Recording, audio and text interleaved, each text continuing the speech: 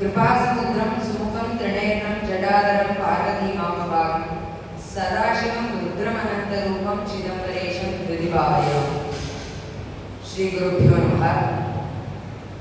திருவருடும் குருவருடும் நிறைந்திருக்கக்கூடிய இந்த நன்னாளில் நம்ம படிப்பாக்கம் தாமராஸ் அசோசியேஷன் அதில் ஸ்வயம்புவாக நமக்கு கிட்டியிருக்கக்கூடிய இந்த வீணாகான ஆஞ்சநேயர் அவருடைய பிரதிஷ்டா தின விழா, அதை முன்னிட்டு அந்த ஆஞ்சநேயருடைய மகிமைகளை பற்றி ஒரு உபன்யாசம் பண்றதுக்கு சபையாருடைய ஆர்வனை. இந்த வீணாகான ஆஞ்சநேயர் ரொம்ப சிறப்பான ஒரு ரூபம். ஆஞ்சநேயருடைய ரூபங்கள்லயே அதுவும் சுயம்புவா நமக்கு கிட்டே இருக்கக்கூடியது அவருடைய பரம அனுகிரகம் இருக்கிறதுனால தான். ஏன்னா இந்த வீணாகான ஆஞ்சநேயர் ஆஞ்சநேயருடைய பரிபூர்ண சங்கீத ஞானமுடைய ஒரு ஸ்வரூபம். ஆஞ்சநேயருக்கு சங்கீதம் ரொம்ப பிடிக்கும். சங்கீதத்தால நாம வழிபடுவார். சங்கீத பிரிய ஆஞ்சநேயர். ராமர் மேல அவ்வளவு பக்தி, ராம பக்தர். ராம பக்திய சங்கீதத்தின் மூலமா கொடுக்கறது அந்த பகவானுக்கு ரொம்ப பிடிச்சது. அதனால ஆஞ்சநேயருக்கு அது ரொம்ப பிடிச்சது. அப்படி ஒரு சங்கீதத்துல ஒரு கச்சேரியை அக்கா ரொம்ப அழகா பண்ணா.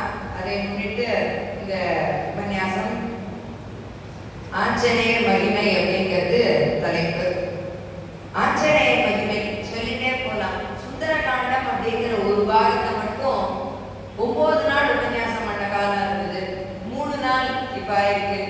அதனால அப்படி நவகாமா பண்ணிட்டு இருந்த சுந்தரகாண்டமும் இந்த ஆஞ்சநேயர் மகிமையில ஒரு பாட்டு, அவ்வளவுதான். அதனால ஆஞ்சநேயர் மகிமைங்கிறது அவருடைய அவருடைய அந்த சாகசங்கள், அவருடைய ராம பக்தி எல்லாத்தையும் சேர்த்த ஒரு விஷயமா நமக்கு அமைஞ்சிருக்கக்கூடிய ஒரு தலைப்பு இது. இந்த ஆஞ்சநேயர் மகிமை அப்படிங்கிற தலைப்புல முதல்ல எங்கேருந்து ஆரம்பிக்கணும்? அவருடைய பிறப்புலேருந்து ஆரம்பிக்கணும். ஆஞ்சநேயருடைய பிறப்புங்கிறதுக்கு ரொம்ப ஒரு பூர்வ காரணம் ஒன்று உண்டு.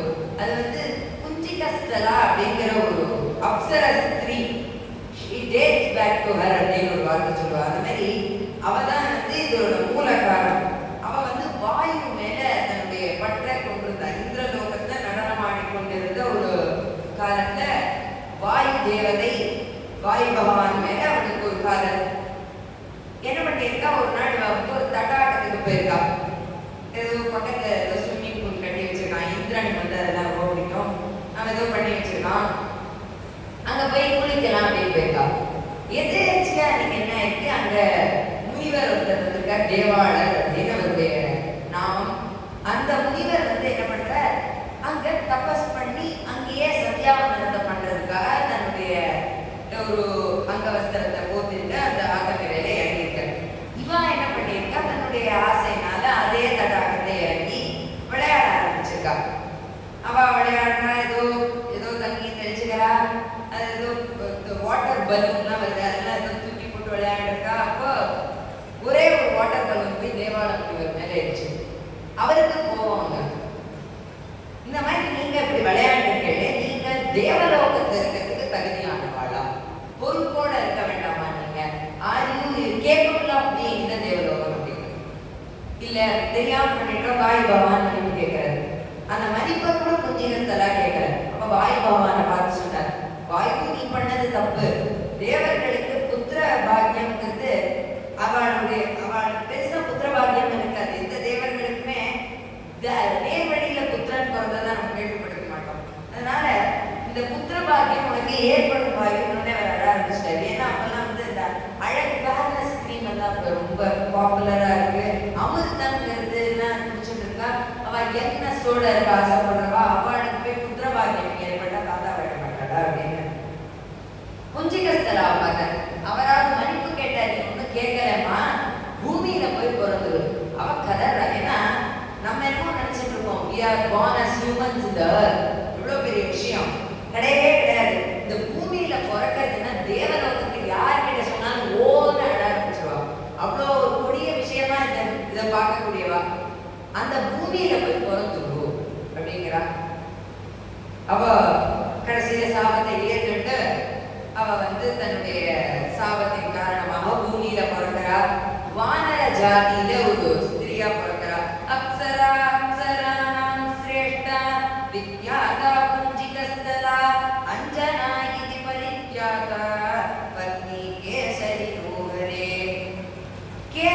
அப்படிங்கிற ஒரு ராஜா. இந்த கேசரிங்கிறவர் வானரம் தான். பட் சமஸ்கிருதத்துல கேசரி அப்படிங்கிற ஆக்சுவல் வார்த்தைக்கு மீனிங் என்னன்னா சிம்மம் அப்படின்னு அர்த்தம். சிம்மம்னு அர்த்தமாகுது. வானரத்துல எப்படி சிம்மம்? வானர சிம்மம். கேசரி அப்படின்னு பேர் வச்சிருக்காளே, இது வானரமா சிம்மமா? இவர் வந்து வானரம் தான். ஆக்சுவலி வானரமா அதுவும் கிடையாது. இது என்னன்னா it dates back to 4th century Chalukya inscription. அதுல என்ன இருக்கும்னா, இந்த வாலி வம்சத்துல வந்த ஒரு ஸ்திரீய ஒரு சாளுக்கிய மன்னன் கல்யாணம் பண்ணிட்டதா ஒரு விஷயம் இருக்கும். அப்போ வானரத்தை கல்யாணம் பண்ணிட்டு இருக்கான் அந்த ராஜா அப்படின்னு கேட்டா வானரம் கிடையாது, மனுஷான்னு அதே கிளியர் எக்ஸ்பிளனேஷன் கொடுத்துருக்கு.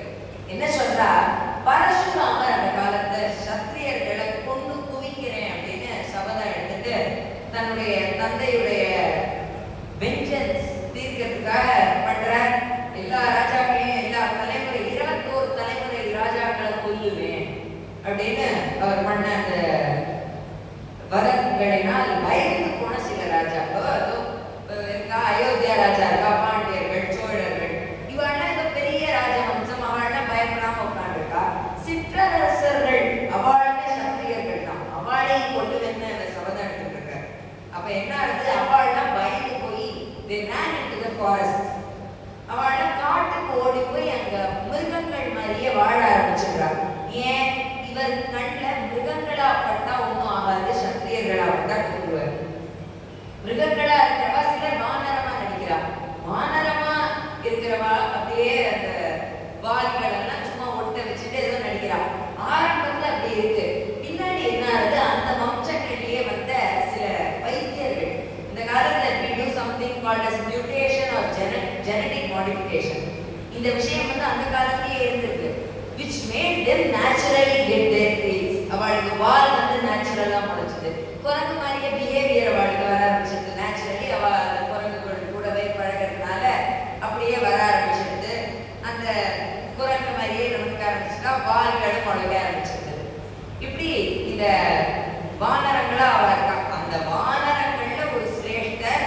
அந்த வானர சிரேஷ்டர்கள் வானரத்திய சிம்மம்னு கன்சிடர் ஆகி வானர கேசரின்னு ஆயிடுது. அந்த கேசரிங்கிற மகாராஜாக்கு இந்த அஞ்சனாங்கிற புஞ்சிகஸ்தலாவுடைய அம்சம் கல்யாணம் பண்ணி வைக்கப்படுறா. இந்த அஞ்சனா கேசரி இவாளுக்கு குழந்தையே இல்லை. அவ வந்து ஒரு மலை மேல போய் சுமேருன்னு அந்த பர்வதத்தோட பேரு. மேரு அப்படிங்கிறது ஒரு பர்வதம், சுமேருங்கிறது ஒரு கிளபாகமா பேரு. அங்க போய் தபஸ் பண்றா அஞ்சனா. யாரை நோக்கி தபஸ் பண்றா? பரமேஸ்வரனை நோக்கி தபஸ் பண்றா. சிவபெருமான் என்ன பக்தியோட கூப்பிட்டாலும் உடனே வந்துடக்கூடிய ஒரு பகவான். அவரை நோக்கி குறுகிட்டா போறோம், உடனே வந்து whatever you want I will make it அப்படின்னு. அந்த மாதிரி சிவபெருமானை நோக்கி தபஸ் பண்றார். சிவபெருமான் பிரத்யட்சமாய் உன்னுடைய கோரிக்கை என்ன அப்படின்னு கேட்கிற. அஞ்சனா வரம் கேட்கிறார். இந்த மாதிரி அவளுக்கு வந்து ஜாதி ஸ்மரம் இருந்திருக்கு. ஷீ ரிமெம்பர்ஸ் புஞ்சிகஸ்தலாவா நம்ம இருந்தோங்கிறது அவளுக்கு ஞாபகம் இருக்கு. எனக்கு இந்த மாதிரி வாயுவினுடைய அனுகிரகத்தினால், உங்களுடைய பரமானுகிரகத்தினால் இந்த கேசரி கூட எனக்கு குழந்தை விடும், குழந்தை பாக்கியம் ஏற்படுத்தி கொடுப்போங்க. அப்போ சிவபெருமான் அனுகிரகத்தை கொடுக்குற. இந்த மாதிரி உனக்கு குழந்தை பிறக்கும் அஞ்சனா. பிறக்கிற குழந்தை வீரியவானா, சாகசவானா, பக்திமானா இருக்கும் அப்படின்னு அவர் வந்து வரத்தை கொடுத்துட்டு அவர் மறந்துடுறார். அஞ்சனா திரும்பி வரா. அப்புறமா அவளுக்கு குழந்தை பிறக்கிற பாக்கியம் கிட்டிட்டு ஒரு குழந்தை பிறந்தது. அந்த குழந்தைக்கு என்ன பேர் வச்சா? இங்கதான் நமக்கு கொஸ்டின்.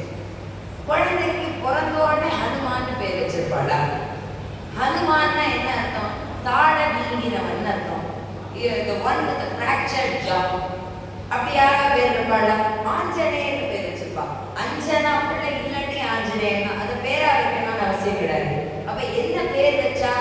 சுந்தரன்னு பேர் வச்சா. சுந்தரங்கிறது ஆஞ்சநேயருடைய நிஜமான நாமா.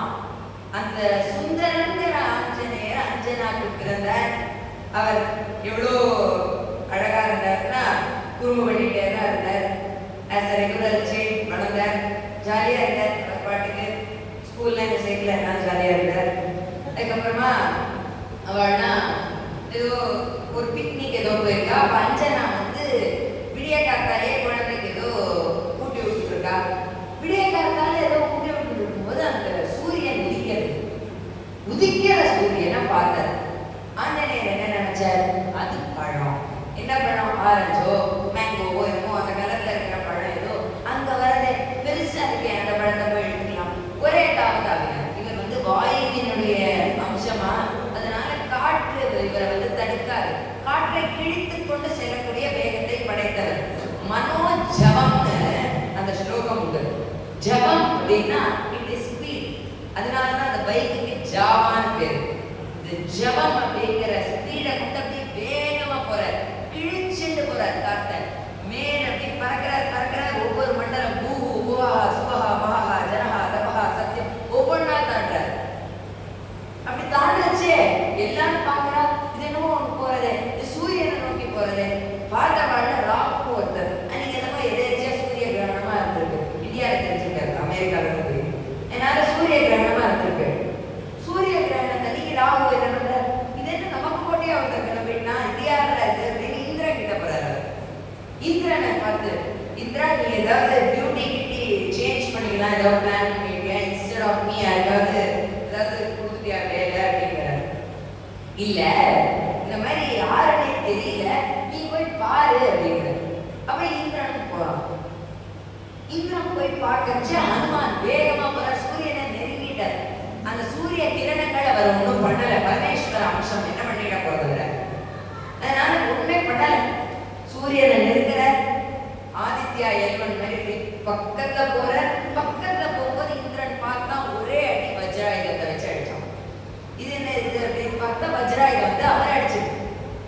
அடிச்ச இடத்துல பிராக்சர் ஆயிடுச்சு. அது தாடையில அவர் பிராக்சர் ஆகி கீழே விடுறாரு. அவ்வளோ ஒசரத்துலேருந்து கீழே விடுறாரு. வாயு பார்த்தார்.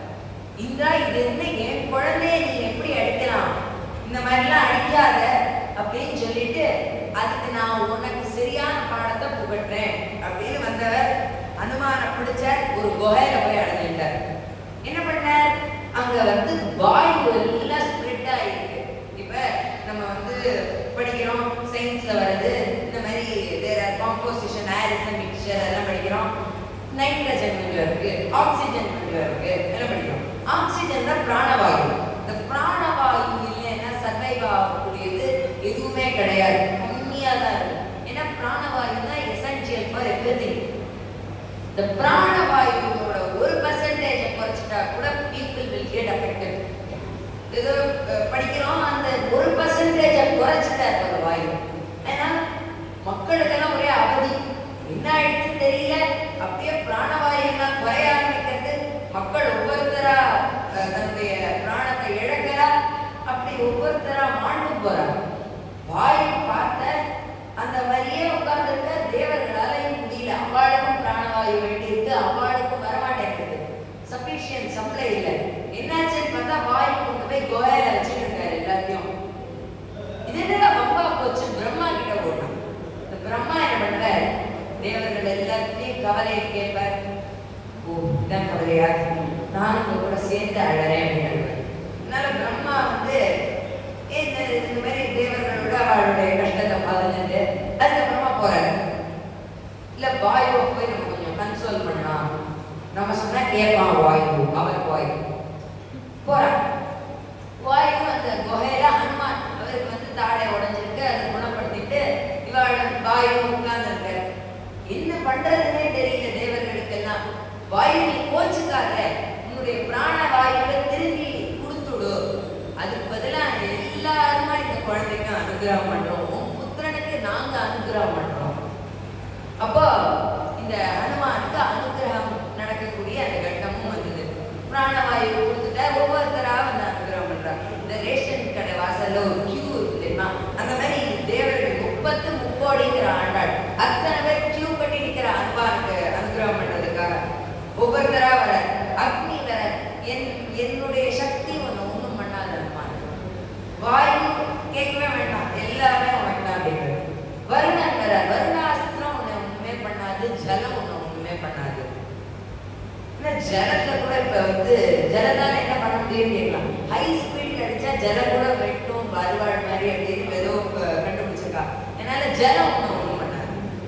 அதுக்கு பதிலா எல்லாமே பாதுகாக்கும், ஜலம் ஒண்ணு பாதுகாக்கும் அனுகிரகம் பண்ற. இந்திரன் இனிமே ஒண்ணு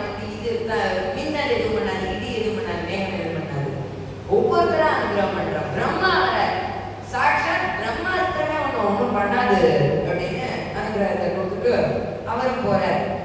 சூரிய தேவன் லாஸ்ட் அவருக்கு என்ன கொடுக்கறதுனே தெரியல. அவர் பாட்டுக்கு நின்றுட்டு இருக்கார். வாயு சரி எதுவுமே இல்லைன்னு ஒரு வரம் கொடுப்போம், அதுவே பெரிய வரம் அப்படின்னு இந்த வாயு சொல்ற.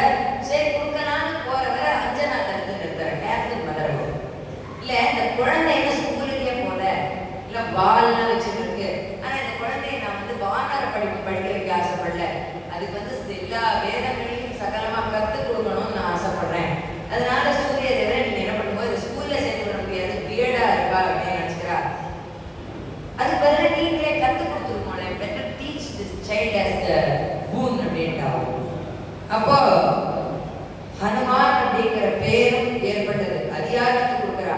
அகஸ்திய மாமுனிவர் வந்து இந்த மாதிரி ஹனுமான் உனக்கு தாழையில இங்க வீங்கி இருக்கு, உனக்கு தாழையில அடிபட்டு இருக்கு, அதனால நீ ஹனு அப்படிங்கிற தாழை மான் உடைஞ்சதுனால ஹனுமான் என்ன பெயர் பெறுவாய்னு அந்த ததசைலீக சீக்ரே வாமோஹனு அப்யாஜதா ததோஹி நாமதேயம் தோ ஹனுமான் இது கிரீடம் அப்படின்னு அந்த ஹனுமன் அப்படிங்கிற பெயரை கொடுக்குறார் அகஸ்தியர்.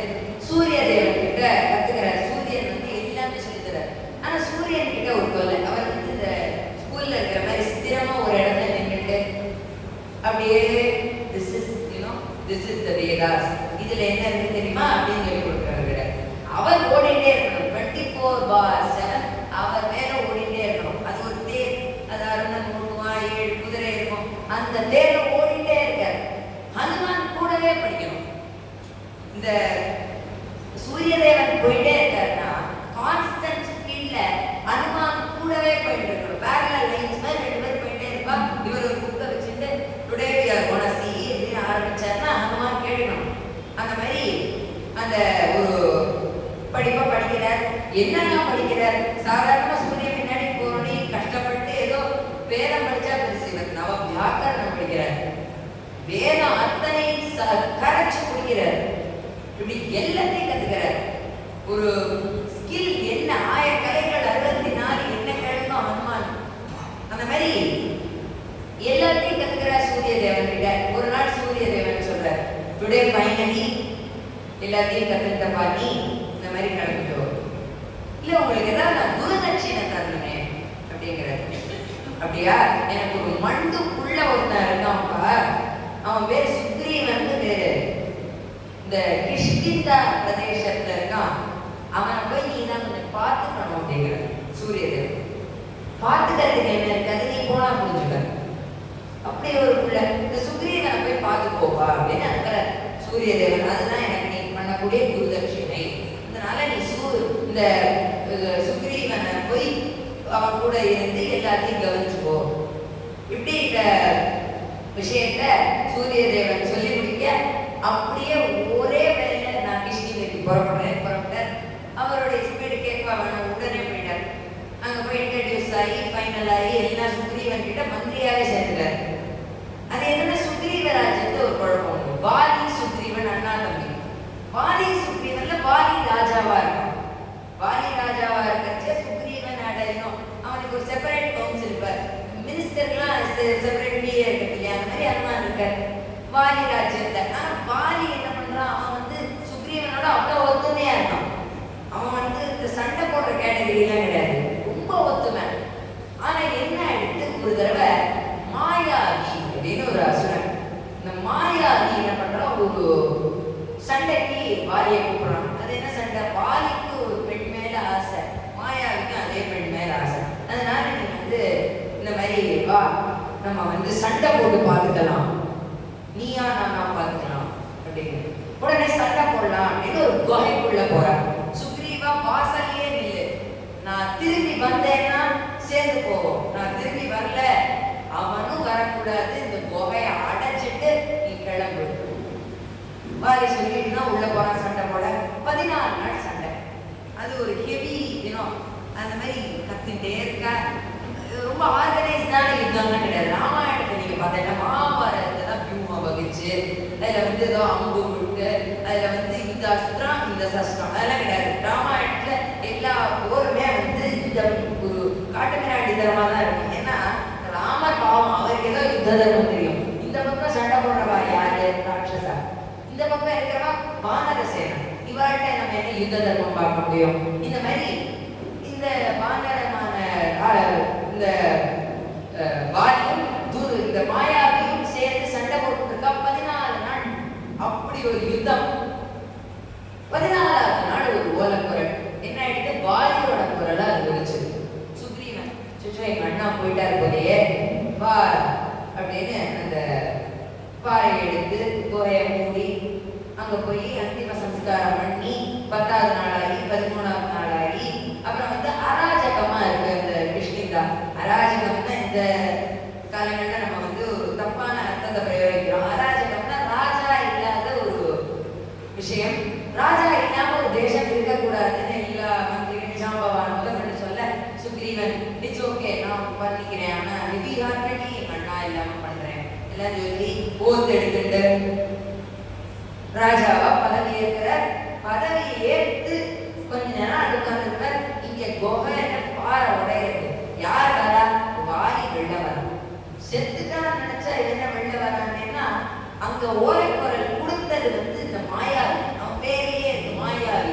குரலை மாத்தி டப்பிங் பண்ணி ஏதோ மிமிக்ரி எல்லாம் பண்ணி வாலி குரல்ல அப்படி வாலியே இப்ப வந்துட்டான். அவன் தான் போயிருக்கான். அப்போ வாலி வரான். இப்ப ராஜ்யத்துக்கு வரான். பார்த்தா சுக்ரீவ சிம்மாசனத்துல உட்காந்துருக்கான். அடப்பாவி அண்ணன் போனா தின்ன காலியாகும் தான் உட்கார்ந்துட்டு இருக்க. இறக்குடா கீழே. சுக்ரீவன் வரான். சரணாகதியெல்லாம் பண்ணி பார்க்கறான்.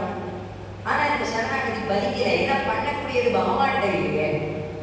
சரணாகதி பண்றான் வாலி. நீ என்னடா இது கோவில்ல நான் பாத்துக்கிறேன் அப்படின்னு அடிச்சு துரத்துறான். சரி விடுவானான்னு பார்த்தா போற இடத்தெல்லாம் துரத்துறான். எல்லா இடத்துக்கும் ஓடுறாரு. சுக்ரீவன் கூட ஒரு கவுன்சிலேட்டை கூப்பிட்டுதான் ஓடுறாரு. ஏன்னா அது ஒரு குரூப். ஹனுமான் இவர் கூட இருக்கார். இந்த நளன் நீலன் ஜாம்பவான் இவாள போன்றவா இவாள்லாம் சுக்ரீவனோட கூட வரா. வேற கட்சியில சேர்த்துக்கிறதுக்கு. அதனால ஓடிட்டே இருக்கா. எங்கேயோ போறா. அப்படி ஜாகிரபி எல்லாம் எக்ஸ்ப்ளோர் பண்ணி பார்க்கிறார் சுக்ரீவன். கடைசியில ஹனுமானுக்கு ஞாபகம் வருது. அடடே இந்த வாலிக்கு ஒரு சாபம் வருமே மதங்க முனிவர் கொடுத்தது. துந்துபி அப்படிங்கிறவன் வாலி கூட யுத்தம் பண்றப்ப இந்த துந்துபியை அடிச்சு துவைச்சு அவனை தூக்கி கடாசினார் இந்த வாலி. அப்ப பண்ணினப்ப மதங்கருடைய ஆசிரமத்தை விழுந்துட்டு அதனால நீங்க அவன் தலை 1000 சுக்கா வெடிச்சிடும் அப்படின்னு மதங்கர் சாபம் விட்டுருக்காரு. சுக்ரீவன் நம்ம ரிஷ்யமுகம்ங்கிற அந்த இடத்துக்கு போலாம். அங்கதான் அவன் ஆசிரமம் இருக்கு. ஹனுமான் சமயோஜித புத்தி இல்லாம சொன்னார்.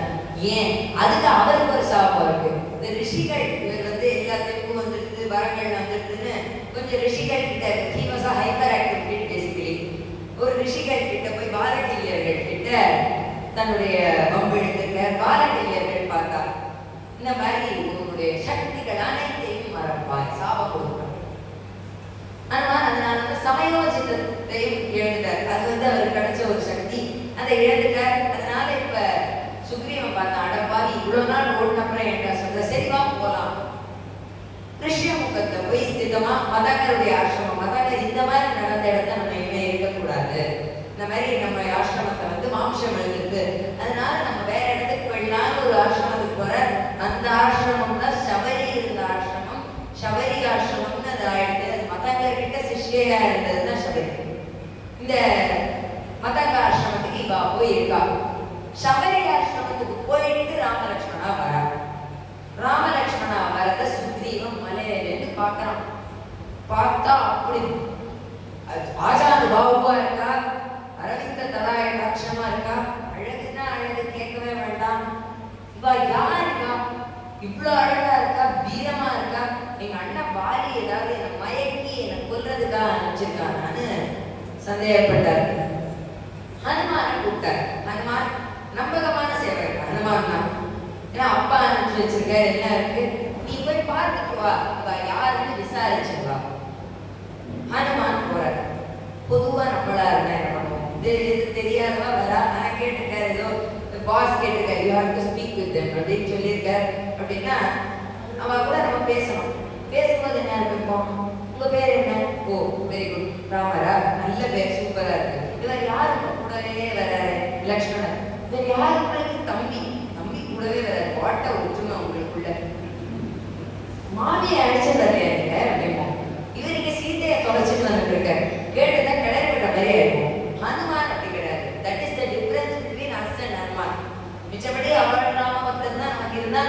பக்தர் தான். ஆனா என்ன டிஃபரன்ஸ்? அவருடைய சாமர்த்தியம் தான் டிஃபரன்ஸ். அவர் பார்க்கிறார் ராமலட்சுமணால, பார்த்தாலே தெரியுது மனுஷா. கைகள் அப்படியே நீண்ட வக்ஷஸ்தலங்கள், பாகு அப்படி பெருசா இருக்கு. அதனால சத்திரிய குலத்தை சேர்ந்தவா, சத்திரிய குலத்தை சேர்ந்தவா இங்க வந்திருக்கா. காட்டுக்கு வந்திருந்தான்னா ஏதாவது சாபவசமா வந்திருப்பா, இல்லாட்டி சொத்த தொலைச்சிட்டு வந்திருப்பா, இல்லாட்டி ஏதாவது வில்லங்கத்தினால வந்திருப்பா, சதினால வந்திருப்பா. காட்டுல இப்படி சுத்திட்டு இருக்கா. கிரகஸ்தானா இருக்காளே, இதை எப்படி தெரிஞ்சுட்ட? பூனல் 6 பூனல் இருக்கா, சத்திரியர்கள் போடுவாங்க. அதனால 6 பூனல் இருக்கு. அதனால பார்த்தா கிரகஸ்தால் தான். பஞ்சகச்சம் வேற உறுதி இருக்கா. ஆனா பூனல் பஞ்சகச்சத்தை வச்சு கல்யாணம் ஆயிடுதான் கன்ஃபார்ம் பண்ண முடியாது. ஏன்னா அந்த பூனலுக்கு கல்யாணத்துக்கு முன்னாடி விரதம்னு நடக்கும். அதுக்கு அந்த காலத்துல சமாவர்த்தனம்னு பேர் இருக்கு. அந்த இதப்பயே உங்களுடைய வேஷ்டி பஞ்சகச்சம் ஆயிடும், உங்களுடைய பூனல் 3 6 ஆயிடும். இப்ப கல்யாணம் ஆயிருக்கா இல்லையா? கல்யாணம் ஆனவா இப்படி பண்ணிக்கலாம், கல்யாணம் ஆகாம சமாவர்த்தனம் மட்டும் ஆயிரம் இப்படி பண்ணிக்கலாம். பீஷ்மர் அந்த கோஷ்டி, பீஷ்மர் எல்லாம் பண்ணார். பஞ்சகச்சம் உடுத்தி இப்ப 6 பூனல் போட்டு இருந்தார். ஆனா கல்யாணம் கிடையாது. இப்படி இந்த விஷயத்த அனுமான் யோசிக்கிறார். எப்படி கன்ஃபார்ம் பண்றது? இது அக்னிஹோத்திரம் பண்றாரா இல்லையா? அப்ப ராமர் கையில பார்த்த, அவர் கையில ஒரு அரணிக்கட்டை அதோட நுனியில புகஞ்சிட்டு இருக்கு. இவ அக்னிஹோத்திரி, அக்னிஹோத்திரம் பண்றா. அப்ப பத்னி இவ கூட இல்லைன்னு இது காட்டுல அரக்கர்கள் இருக்கா, ராட்சசா இருக்கா, கண்டிப்பா யாராவது ஒருத்தர் கிட்னாப் பண்ணிருப்பா. சோகமா வேற இருக்கா, ரொம்ப நாள் ஆயிருக்கும். நம்ம இவாள இதுக்கு மேல ஒரு கேள்வி கேட்க கூடாது அப்படின்னு சாமர்த்தியமா தன்னுடைய யோசனையை கொண்டு ராமர் கிட்ட போறார். ராமர் கிட்ட போறதுக்கு முன்னாடி அனுமான் எப்படி வந்திருக்காருன்னு நாட்களாவே வரல.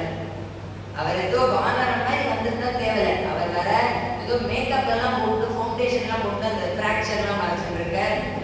பால் எல்லாம் பின்னாடி இழுத்து கட்டிட்டு இருக்காரு. வயது முதிர்ந்த ஒரு பிராமணன் பண்டிதர் மாதிரி போறாரு. அந்த ஒரு கோலத்தை போற ஹனுமான், ராமர், லக்ஷ்மணர் வர அவளை பார்க்கிற. பார்த்தப்புறம் ராம லக்ஷ்மணா சாட்சாத் பகவான பார்த்தப்புறம் யார் வாயில ஏதாவது போய் வருமா? வந்தா அவளுக்கு பக்தி இருக்குன்னு அர்த்தமா? அப்பேற்பட்ட பக்தர் போய் சொல்லுவார். ஆஞ்சநேயர் சொன்னார், அகம் சுக்ரீவ சச்சிவோ ஹனுமான் நாம வானரஹா. இவ்வளவு கஷ்டப்பட்டு 2 மணி நேரம் ஸ்பெண்ட் ஆயிருக்கும் இந்த மேக்கப்புக்கெல்லாம். நான் சுக்ரீவனுடைய மித்ரன், மந்திரி, நான் ஒரு வானரன், என் பேர் ஹனுமான். பொய்யே வரல அவருக்கு வாயிலிருந்து. ராமரை பார்த்தோன்னே அப்படி ராமரை பார்த்து விஷயத்த சொல்ற. இவ்வளோ அழகா இருக்கே, மஞ்சு என திரண்ட போல மீறியே மகளிருக்கெல்லாம் நஞ்சு என தகையாகி நளி இரும் பனிக்கு தேம்பாக கஞ்சமுத்து அலர்ந்த செய்ய கண்ண யான் காற்றின் மேந்தற்கு அஞ்சனை வகித்து வந்தேன், நாமமும் அனுமன் என்பேன். இன்ட்ரடியூஸ் பண்ணுகிறார் தன்னுடைய ஸ்டோரி எல்லாம் சொல்லி. அப்புறம் அவளுடைய அழகா பார்த்து வியக்கிற, கேட்கிற. ஆயதாச்ச சுவர்தாச்ச பாவா பரிகோபமஹ சர்வபூஷண பூஷணஹ கிமர்த்தம் ந விபூஷிதஹ. இது என்னது? அவ்வளோ அழகா இருக்கே, உங்க தோள்பட்டைகள் இவ்வளோ நீண்டு இருக்கே. இந்த இடத்துல சமஸ்கிருதத்தை பொறுத்த வரைக்கும் ஏகவச்சனம் உண்டு, த்விவச்சனம் உண்டு, பகுவச்சனம் உண்டு. ஸோ 3. இந்த இடத்துல இது த்விவச்சனத்திலே வரல, பகுவச்சனத்துல வருது. இப்போ கையில இருக்கு 2 தான் இருக்கு, 2 பாகு வந்துருக்கணும், 2 இருக்கிறதுனால பாவஹா பகுவச்சனத்துல வருது. அப்ப எத்தனை கை? 4 கை. ஏன்னா லக்ஷ்மணனுக்கு ராமனை சேர்த்துட்டு ராமன் பார்த்து சொல்றாரு, ராமன் பக்தனுக்கு 4 கை உள்ள சங்கு சக்கரம் ஏந்திய பகவான காட்சி அளிச்சிருக்காரு. அப்படி அந்த கோலத்துல அனுமான் பார்த்து வியக்கிறார். ராமருடைய இப்படி ஒரு பேச்சு திறமை கொண்ட ஒருத்தனை நெவர் சீன் லக்ஷ்மணா அப்படின்னு லக்ஷ்மணன் சொல்றார். நான் ரிக்வேத விநீதஸ்ய நா யஜுர்வேத தாரிணஹ நா சாமவேத விதுஷா சத்யமேவம் பிரபாஷிதம் நூனம் வியாகரணம் கிருத்ஸ்னம் அனேன பகுதாஸ்ருதம் பகுவ்யாகரதானேன நகிஞ்சிதபசப்திதம். இந்த மாதிரி ஒரு பேச்சு திறமை உடையவன்னா நான் பார்த்ததே இல்லை லக்ஷ்மணா. ரிக்வேதம் படிச்சவனுடைய அந்த சமயோஜிதம் இவன் கிட்ட இருக்கு. நான் ரிக்வேத வினீதஸ்ய, நான் யஜுர்வேத தாரிணா. யஜுர்வேதம் படிச்சவனுடைய அறிவு இவன் கிட்ட இருக்கு. நான் சாமவேத விதுஷா, சாமவேதம் படிச்ச ஒருத்தனுடைய வைதுஷ்ய பூர்த்தி இவன்கிட்ட இருக்கு. சத்தியமேவம் பிரபாஷிதம், இவனை ஃப்ரெண்டா கிட்டா போன சீதை கிடைச்சிடுவாங்க. நூனம் வியாக்கரணம் கிருத்னம், இந்த வியாக்கரணம் இருக்கே லட்சுமணா, 9 வியாக்கரணம் இருந்துதான், இப்ப கிடையாது. அந்த காலத்துல இருந்ததும்பா 9 வியாக்கரணம் இருந்ததே. அந்த 9 வியாக்கரணம் கரைச்சு குடிச்சவனா இருக்கான். எல்லா ஸ்ருதியும் கரெக்டா விடுறதுப்பா எனக்கு. இப்ப பேசும்போது சிலர் வந்து பாடுவான் கீதி, வேகமா பேசுவா, சீக்கிரி, தலையை ஆட்டி ஆட்டி பேசுவா, சிரத்தம்பி, இதெல்லாம் பண்ணக்கூடாது. ஸ்ருதி, அந்த கீதி, அந்த பொறுமை இருக்கு, அழகு இருக்கு, எல்லாம் இருக்கேப்பா. ஸ்ருதி அழகா இருக்கே. அந்த வியாக்கரணங்கள் தெரிஞ்ச கர்வமும் இவன் பேச்சுல தெரியல. மகுவியாக்கரத்தானேன கிஞ்சித் அபசப்திதம், தப்பான ஒரு சொல் பிரயோகம் இவன்கிட்ட இருக்குப்பா. இவன்கிட்ட எல்லாமே பூர்த்தியா இருக்கு. இவ்வளவு அருமையான ஒருத்தன் யாருன்னு தெரிஞ்சுக்கணுமே அப்படின்னு ஹனுமான் நான் வந்து இந்த மாதிரி எல்லாமே இன்ட்ரடியூஸ் பண்ணிட்டு சுக்ரீவன் கிட்ட அழைச்சிட்டு போனார். சுக்ரீவன் கிட்ட ஹனுமான் சொல்லியே வைக்கிறார். யார் தெரியுமா? தசரத புத்திரன், இந்த மாதிரி ராமன் பேரு, இந்த மாதிரி காட்டு கொண்டிருக்க, நீ இவர் கூட சேர்த்துக்கோ, உன்னுடைய பத்தி திரும்பி கிடப்பா. அது என்ன அவனுடைய பத்தி திரும்பி கிடைக்கிறது? ருமான்னு சுக்ரீவனுக்கு ஒரு பத்தி, வாலி அவளை கடத்தி வச்சிருக்கான். வாலியை கொல்றதுக்கு ராமர் வேணும் அப்படின்னு மறைமுகமா சொல்றாரு. யுவபாயம் சகி தர்மாத்மா சுக்ரீவ சக்கியமிச்சதி தஸ்ய மாம் சஜீவம் வித்தம் வானராம் பரமாத்மஜாம். அப்படின்னு இந்த ஹனுமான் எப்படி சுக்ரீவன் கிட்ட இன்ட்ரடியூஸ் பண்ணி வைக்கிறார். முதலே கூட நட்பு வச்சுட்டு நீ ஆசைப்பட்டுக்கோ சுக்ரீவன் தான் இன்ட்ரடியூஸ் பண்ணி வைக்கிறார். அதுக்கப்புறமா இந்த ராமன் கிட்ட சுக்ரீவனை பத்தி சொல்ற. சூரியபுத்திரன் ரோச்சதே யதி மே சத்யம் பாகுரேஷ பிரசீதஹ ருஹ்யதாம் பணினை பாணிர் மர்யாதா போதயத்னாம் புவ. சுக்ரீவன் பேரு, சூரியனுடைய புத்திரன், என்னுடைய மித்ரன். இந்த மாதிரி நீங்க இவன் கூட சக்கியம் வச்சுக்கோங்க, உங்க பத்னி கிடப்பா. தன்னுடைய வாக்கு பிரயோகம் அதை பிரயோகிக்கிறார். அதுக்கப்புறமா சக்கியம் நடக்கிறது. ஹனுமான் குருவா இருந்து நடத்தி வைக்கிறார். இங்கே இந்த இடத்துல ஒரு சூக்ஷ்மம் உண்டு. நம்ம எல்லாரும் என்ன நினைச்சிட்டு இருக்கோம்? ஹனுமான் வாஸ் எ யங்ஸ்டர், தாவி குதிச்சு விளையாடுற ஒரு யங்ஸ்டர்னு நினைச்சிட்டு இருக்கோம். அது இருந்த, ஆனா ராமரை மீட் பண்ணும்போது he was slightly older than Ramar. ஏன்னா ராமருக்கும் சுக்ரீவனுக்கும் அக்னி மூலமா ஒரு மித்திரத்தை ஏற்படுத்தி வைக்க அப்படி ஒரு தகுதி இருக்கிறது. ராமரை விட வயதுல மூத்தவனா இருந்தாராம். அதனால ஹனுமான் பெரியவர். அப்படி ஒருத்தர் வந்து ராமர் மேல அப்படி பக்தி, அது வேற விஷயம். பக்தினால ராமர் பெரியவர், ஹனுமான் வயசுல பெரியவர். அதனால தான் குருவா இருந்து ராமருக்கு இவனை ஏத்துக்கோ மித்ரனா அப்படின்னு அக்னி காரியம் மூலமா பாவதா சக்ய காமௌதௌ பிராத்ரௌ ராம லக்ஷ்மணௌ பிரக்யாச்சார சதிதௌ பூஜௌ அந்தௌ சௌ உபௌ. இந்த குருவா இருந்து ராமலக்ஷ்மணாலை சுக்ரீவனுக்கு சத்தியம் நடத்தி வைக்கிறார் ஹனுமான். சுக்ரீவ ராம பிரணய பிரசங்கே ராமாணி நேத்ராணி சமம் ஸ்புரந்தின்னு ஒரு ஸ்லோகம் உண்டு வால்மீகி ராமாயணத்துல. சுக்ரீவனுக்கு ராமனுக்கும் இந்த அக்னி மூலமா நட்பு ஏற்படுறப்ப சேம் டைம் சீதைக்கு ராவணனுக்கு வாலிக்கு 3 பேருக்கு இடது பக்கம் துடிச்சுது. ஸ்திரீகளுக்கு இடது பக்கம் துடிச்சா நல்லது. ராமர் வந்து கூட்டு போறாரு சீதைக்கு. வாலிக்கு ராவணனுக்கும் உங்க அழிவு கால சீக்கிரம் வரப்போறதுன்னு அர்த்தம்னு வால்மீகி ஒரு ஸ்லோகம் எடுத்திருப்பாரு. அதுக்கப்புறமா இந்த மாதிரி நீ போய் இந்த வாலியை போருக்கு கூப்பிடு சுக்ரீவா, நான் வரேன், கண்டிப்பா உனக்கு ஹெல்ப் பண்றேன், மரத்துக்கு பின்னாடி நான் வந்து அவனை கொண்டுடுறேன் அப்படின்னு வாக்கு கொடுத்திருக்கார் ராமன். கூப்பிடுறான் சுக்ரீவன் போருக்கு.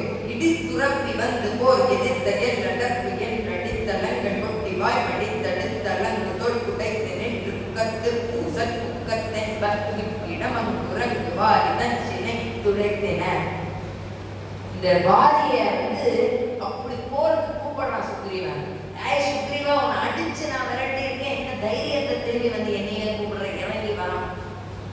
முதல் நாள் யுத்தம் ராமருக்கு வித்தியாசமே தெரியல. எது சுக்ரீவன் எது வாலி அப்படியே ஒற்றுமையா இருக்கான். இதுல எப்படி கண்டுபிடிப்பேன் தெரியவே இல்லையே அப்படின்னு விட்டார். அடி வாங்குறான், உத என்ன உத கொடுக்குறான் வாலி. அவனால தாங்க முடியல, சுக்ரீவன் திருப்பி ஓடி வேண்டாம். என்ன ராம எப்படி பண்ணி அப்படின்னா, இல்லப்பா எனக்கு வித்தியாசம் தெரியல அப்படின்னு. அப்ப ஹனுமான் மறுபடியும் ஒரு ஐடியா கொடுக்குறாரு. ஹனுமானுடைய ஐடியா என்ன, ஒரு மாலையை போட்டுக்கோ சுக்ரீவா, அப்ப நீயும் அவனும் யாருன்னு வித்தியாசம் கண்டுபிடிச்ச முடியும்.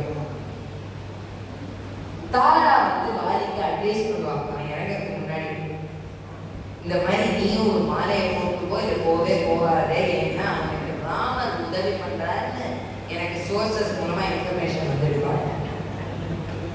என்ன நீ வளர்ற, ராமர் மாதிரி ஒரு புத்தகர் இந்த பயனுக்கு ஹெல்ப் பண்ணுவாரா அப்படின்னு எனக்கு வாலிக்கு ராம பக்தி உண்டு.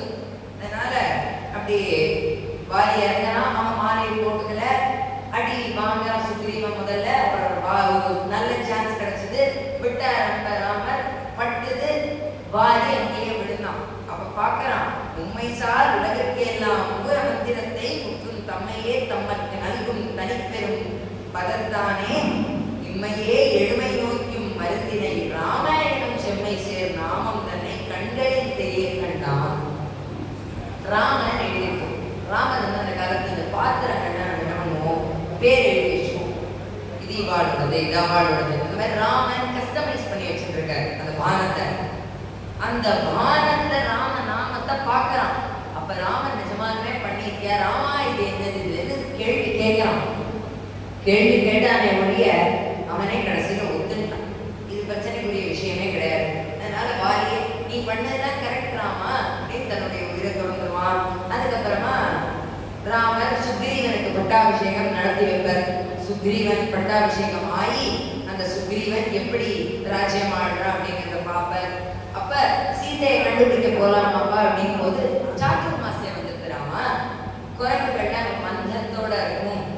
இது மழை காலம் வேற, இப்ப தேடுறது கஷ்டம். After this we can do it. Agreement போட்டு சுக்ரீவனோட ஓகேப்பா, நான் இங்க ராஜ்யத்துக்குள்ள நகர பிரவேசமே நான் பண்ண மாட்டேன், நான் வெளியில காட்டிலே இருக்கிறேன், நீங்க நகரத்துல 2 மாசம் இதை என்னன்னு பார்த்துட்டு அதுக்கப்புறமா வாங்க நம்ம தேடலாம். ஆனது முதல்ல சாதுர்மாசியத்தை 1 மாசம் ஆனது, 2 மாசம் ஆனது, பக்ஷம் கணக்குது 2 மாசம் தான் சாதுர்மாசியங்கிறது. அதனால அந்த 2 மாசம் முடிஞ்சது. ராமர் பார்த்தாரு, என்னப்பா இவன் என்ன காரணம், லக்ஷ்மணா போய் பார்த்துப்பா. ரொம்ப சாப்பிட்டா சொல்லி அனுப்புறாரு பாவம். லக்ஷ்மணர் அப்படியே சீரிட்டு போறாரு, ஏன்னா அவர் ஆதிசேஷன். அவர் வாயிலிருந்து நெருப்பு ஜுவாலையா வருது. பார்க்கிற மண்ண தெரிச்சு ஓடுறா, திருஷ்ட திருஷ்ட காலில் விடறா. அப்படி பயப்படக்கூடிய ஒரு கோபத்தோட லக்ஷ்மணர் நகரத்துக்குள்ள போற. அங்க பார்த்தா சுக்ரீவன் எப்படி இருக்கான் அப்படிங்கிறதுக்கு முன்னாடி ஆஞ்சநேயர் வர. பொறுமை பொறுமை பொறுமை பொறுமை, இல்ல இல்ல நான் சுக்ரீவன் கூட பேசுகிறேன் லக்ஷ்மணர். அப்ப சுக்ரீவனுடைய அறைக்கு போற. அங்க தாராங்கிற வாலிபத்னியோட சுக்ரீவன் அந்த அறையில இருக்கான். தாரா வரா சுக்ரீவன் கூட. அப்படி வரைச்ச என்ன ஆகுது, அவ சாப்பிரஷ்டந்தி மதவிஹ்வலாட்சி பிரலம்ப காஞ்சி குணஹேம சூத்ரா சலக்ஷணா லக்ஷ்மண சன்னிதானம் ஜகாமதாரா நமிதாங்கயஷ்டி அப்படிங்கிற அந்த கோலத்தோட வரா. அவளுடைய மதுபானம் அவ்வளவு ஜாஸ்தியா இருக்கு. அதனால அவளால சௌகரியமா எழுந்து நார்மலா நடந்து வர முடியல. தள்ளாடி தள்ளாடி வராங்கிற வால்மீகி வரவ லக்ஷ்மணனை பார்க்கறா. அப்ப லக்ஷ்மணனை பார்த்த உடனே அந்த அக்னி ஜுவாலையில அவருக்கு எல்லாம் ஞாபகம் மறந்து போனது எல்லாம் அப்படி தன்னுடைய நினைவுக்கு அவர்கிட்ட சமாதானப்படுத்துறார். இங்கோபமூலம் மனுஜேந்திர புத்திர தாதேன சந்திஷ்டதி வாக்விதேஷே காசுக்ஷ விருக்ஷம் வனமாபதந்திரம் தாரா அஜிததீன ரிக்ஷமஹ அப்படின்னு அவனுடைய கோபத்தை சமாதானப்படுத்துறார். சுக்ரீவன்கிட்ட போய் சொல்றா. சுக்ரீவன் உடனே வந்தான். பாய்மா பாய்மான்னு தேடுறத ஆரம்பிக்கிறதுக்கு எல்லா திக்கிலேயும் வானரங்களை அழைச்சின்னு வந்தான். வானரங்கள் அனைத்துக்கிட்டையும் என்ன இது என்ன விஷயம் எல்லாத்தையும் சொன்னான். நீங்க இங்க எங்க போய் தேடுமோ நம்ம சொன்னான். முதல்ல நார்த்துக்கு அனுப்புறான். நார்த்துக்கு போகும்போது நீங்க மேல பனிமூடிய விமானம் இருக்கும், அதுக்கு மேல போனேன்னா இது இருக்கும், அதெல்லாம் சொல்லி அனுப்புறான். போது அதுல ஒரு டீமே பயங்கரமான டீம். அதே சவுத்துக்கு பயங்கரமான டீம்னா ராமன் வந்து சொல்லும் போதே சவுத்து தான்ப்பா மேக்சிமம் இருக்கும், ஜடாயு அந்த பக்கம் தான் கை காட்டினார் அப்படின்ட்டு சொல்றாரு. அதனால சவுத்துக்கு கொஞ்சம் பலமான டீம், ஜாம்பவான், ஹனுமான், அங்கரன் தான் தலைவன். அது சொல்லி அனுப்பும் போதே அது ஒரு நல்ல ஜாகிரபி எல்லாம் அந்த ராமாயணத்துல வரும். நீலமக்தி சுதம் செய்வ ஹனுமந்தம் ஜவானரம் பிதாமக சுதம் செய்வ ஜாம்பவந்தம் மகாபலிம். இந்த ஜாம்பவான்டையும் ஹனுமான்டையும் இந்த ஜாகிரபிய சுக்ரீவன் சொல்றான். சுக்ரீவனுக்கு எப்படி இவ்வளவு தெரியும்? அவன் தான் ஓடுன்னு எல்லா டைரக்ஷனுக்கும் ஓடினான் வாலிபன் இருக்கும்போது. அப்ப அவன் சொல்றான், ததோ ஹேமமயம் திவ்யம் முக்தா மணிகரே பூஷிதம் யுக்தம் கவாடம் பாண்ட்யானாம் கதத்ருஷ்யாத வானரஹ. வானரங்களே கேட்டுக்கோங்க, பாண்டியானாம் அப்படிங்கிற பாண்டிய தேசத்துடைய ராஜ்யம், அதுக்கு கீழே கவாடபுரி அப்படிங்கிறவாளுடைய தலைநகரம். இந்த கவாட்டம்ங்கிறது மதுரையான்னு கேட்டா மதுரை கிடையாது. ஏன்னா சங்க இலக்கியங்கள்லயே வந்து Madurai was the capital of the Pandyas after the கடைச்சங்க காலம். அதுக்கு முன்னாடி கவாட்டபுரி அப்படிங்கிற ஒரு தேசம் தான் இவளுடைய கேபிட்டலா இருக்கு. விச் இஸ் திஸ் கவாட்டபுரி அப்படின்னா இன்றைய கன்னியாகுமரி கிட்ட அதோடைய லொகேஷன் வருது. பேர் வருவது கூட சிமிலரா இருக்கு. அதனால இந்த கவாட்டபுரி இருக்கும். இதுக்கும் கீழே போனேன்னா கடல் அப்படின்னு சொல்லி இவாளுக்கு சொல்லி அனுப்புறான். அடுத்தது எல்லா டைரக்ஷனுக்கும் அனுப்பி வைக்கிறான். ராமன் பார்க்கிற சவுத்துக்கு போற டைரக்ஷனை பார்க்கிற ஹனுமான் நிற்கிற. ஹனுமான கூப்பிட்ட, இங்க பாப்பா ஹனுமான் ப்ளீஸ் கம் ஹியர். என்ன சொல்லுங்கோ பரமாத்மா? இல்ல இந்த மாதிரி சவுத்துல தான் இருப்பான்னு எனக்கு தெரியல, ஆனா அங்க ராவணை எங்க வேணா வச்சிருப்பான் அவளை, ஆனா சவுத்துல இருந்தான்னா தயவு செஞ்சு அவள்கிட்ட ஒரு பண்றையா அப்படின்னு தன்னுடைய கை மோதிரத்தை கழுத்தி கொடுக்குற. அந்த மோதிரத்துக்கு கனையாழின்னு பேரு. அதை ஏன் கொடுக்கணும் அப்படின்னா அந்த மோதிரத்துக்கு ஒரு கதை உண்டு. ராமர் லக்ஷ்மணன் அந்த வனவாசத்துல இருக்கச்சே சீதா கூட ராமர் ஏதோ தாயம் விளையாண்டு இருக்க, லக்ஷ்மணன் அங்க ஏதோ இருக்கான். சீதையை பார்க்கிறார் ராமர், இந்த மாதிரி நீ தோத்து போயிடுவார். ஏன்? அவருடைய நிலைமை நிஜமாவே வாஸ்தவமா அப்படிதான் இருக்கு. அப்படி தாயக்கிட்ட கூட எழுதியாரு. அதனால தோத்து போயிடுவார். எப்படி நீங்க என்ன பார்த்து அப்படி சொல்லலாம்? நீங்க நான் தூத்து போயிட்டு சண்டை குத்தி போய் பேச மாட்டேன். லக்ஷ்மணன் தான் தூத்து போயிட்டு இருந்தார். இந்த மாதிரி பண்ணி இந்த மாதிரி வர சொல்றாரு சாப்பிட, நீங்க வருவேன் இந்த மாதிரி சொல்லிட்டு இருந்தார். ஆகல கடைசியில் அவருக்கு என்னவோ பண்ணிக்கோங்க விட்டு போயிட்டார். அவர் ஏதோ வேற கிடைக்க போறேன். அப்ப பேசிக்கவும் முடியல. இவருக்கு அவளை கூப்பிடணும். பார்த்த நம்முடைய அந்த மோதிரத்தை எடுத்தார். என்ன மோதிரம் அது? ஜனகர் போட்ட மோதிரம். மிச்ச ஆபரணத்தெல்லாம் கைகேசி கடைஞ்ச சொல்லிட்டா, நீ எல்லாத்தையும் கட்டி வச்சுக்கோ, நீ காட்டு தானே போற பரதம் போடுவான். இந்த மோதிரத்தை மட்டும் கட்ட சொல்லியா? ஏன்? ஏன்னா அது ஜனகர் போட்டது, அவளுக்கு ரைட்ஸ் இல்லை. அதனால ஜனகர் போட்ட மோதிரம்ன்றதுனால அந்த கையோட இருக்கு. சீதாவுடைய தந்தை அந்த மோதிரத்தை மண்ணுக்குள்ள புதைச்சு வச்சாராம். சீத்தை பார்த்தா என்ன வேணுமோ புதைச்சு வச்சிருக்கானே சொல்லி பார்த்தா மோதிரம். எங்க அப்பா கொடுத்த மோதிரத்தை இவ்வளவு கேர்லெஸ்ஸா விடுவேடான்னு கத்துறாளா இல்லையோ என்னமோ பேசிட்டாளே நாம போய் அப்படியே சகஜமா பேச ஆரம்பிச்சாலாம். அதனால அப்பேற்பட்ட மோதிரம், இதுக்கு இப்படி ஒரு கதை இருக்கானுமா, இதை சீதா கிட்ட கொடு. ஹனுமானும் அவருடைய அபயஹஸ்தத்தினால அதை வாங்கிட்டு அந்த மோதிரத்தை எடுத்துட்டு பறக்கலாம் அப்படின்னு போற வழியில அப்படியே எல்லாரையும் பார்க்கறவாள் அப்படியே போயிட்டே இருக்கா. ஹனுமான் அந்த டீம் மட்டும் தொடர்ச்சியா போயிட்டு இருக்கு. டைவர்ஷன் ஏதோ டி ரூட் ஏதோ மெட்ரோ கன்ஸ்ட்ரக்ஷன்லாம் இருக்கு. இவன் மட்டும் நேர் ரூட்ல போயிட்டே இருக்கா. கடைசியில போய் நிற்கிறா. கடைசியில சீத்தை கண்ணில் தென்படல. கடல்ல போய் நின்னாச்சு. என்ன பண்றதுன்னே தெரியல. கடல்ல நம்ம எல்லாரும் இப்படி விழுந்து உயிரை மாச்சிக்கலாமா? இல்லையா? உயிரை மாச்சிக்கிறது சாஸ்திரப்படி கொடுத்தோம். அப்ப பிரதம் இருந்து நம்மளுடைய பக்தியை வழிகாட்டி உயிரை மாச்சிக்கலாமே. அதுக்கு சாஸ்திரத்துல இடம் இருக்கு, அதனால நம்ம அதை பண்ணலாம் அப்படின்னு தர்பையை இது பண்ணி அங்க எல்லாருமே உட்காந்து வானரங்கள்லாம் உட்காந்து ராமாயணத்தை சொல்லி அப்படியே போயிட்டு இருக்கு. பிரதம் இருக்கிற மாதிரி போறது. 48 நாள் ஆயிருக்கு. ஏதோ போறது அத்தனை நாள் ஆகும் ராமாயணம் சொல்லணும்னா. அப்படி ராமாயணத்தை சொல்லிட்டு கழிச்சு ஜடாயு மரண பட்டணம் வருது. ஜடாயுடைய மரண பட்டணம் வரச்சே அந்த சம்பாதி அப்படிங்கிற கழுகு உள்ள இருந்து அதை கேட்டுதான். உள்ள இருந்து கேட்டு அந்த சம்பாதிங்கிற கழுகு ஜட்டாயுவோட அண்ணன். அதுக்கு ரக்க போயிடுது, ஜட்டாயுவை ப்ரொடெக்ட் பண்ண போய் அது வெளில வந்துதான். இந்த மாதிரி ஜட்டாயு போயிட்டான். ஆனா என்னடா இது புதுசா இருக்கு, ஜட்டாயு நல்லா தானே இருந்தான், இல்ல ராம காரியமா போயிட்ட அப்படின்னா அவன் அடர்ந்து அழுது அந்த சம்பாதியை பார்த்து, இல்ல நீங்க முழு ராமாயணத்தை கேளுங்கோ, அப்படி கேட்டா அவங்களுக்கு ரத்த திரும்பி முளைக்கும் அப்படின்னு முழு ராமாயணம் எது வரைக்கும் நடந்ததோ அது வரைக்கும் கேட்டுதான் ரக்கை திரும்பி கிடைச்சது. பறந்து போய் இந்த மாதிரி நீங்க யாரை தேடி வந்திருக்கேன், சீதாங்கிற ஒரு பெண்ணை பார்த்தேன், சுபாஷாங்கிற என் பையனும் பார்த்தான்.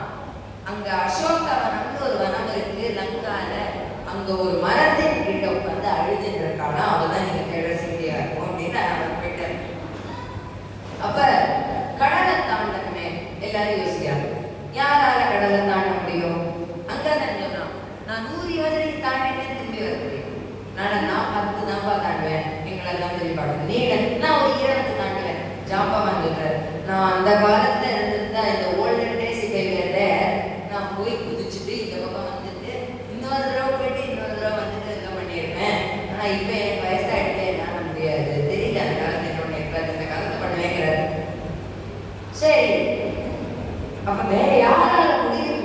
நம்ம சீதையை இப்ப கண்டுபிடிக்கணுமே அப்படின்னு யோசிக்கச்சு, இல்ல ராமராரு ஹனுமானால முடியும் அப்படின்னு ஜாம்பவான் சொல்றாரு. ஹனுமானால முடியுமா? அவர் பாட்டுக்கு அங்க உட்கார்ந்து ராமநாம ஜபம்ல பண்ணிட்டு இருக்காரு. அந்த ராமநாம ஜபத்தாலே அவரால் முடியும் அப்படின்னு போய் ஹனுமான் கிட்ட தன்னுடைய சக்தியை ஞாபகப்படுத்தி விடுறார். ஹனுமான், நீ இந்த மாதிரி சக்தியை உடைய ஒருவனாச்சே, நீ எந்திரிப்பா, போயிட்டு வரலாம், லங்கா போயிட்டு வா, சீதையை பார்த்துவா அப்படின்னு அனுப்பி வைக்கிறார். லங்காவுக்கு நானா அப்படின் போது, ராமனை நினைச்சுக்கோ, ராமனை நினைச்சா எதுவுமே முடியும். அப்படி லங்கைக்கு நீ போலான்னு ஹனுமான் பார்த்தா சக்தி ஞாபகம் வந்தது. விஸ்வரூபம் எடுத்த மலையை காலால மிதிச்ச மகேந்திரகிரின்னு, அந்த மகேந்திரகிரி அதை அப்படியே ஒரு அமுக்கு அமுக்கினார். அதுல இருந்து அப்படி லான்ச் ஆகுது.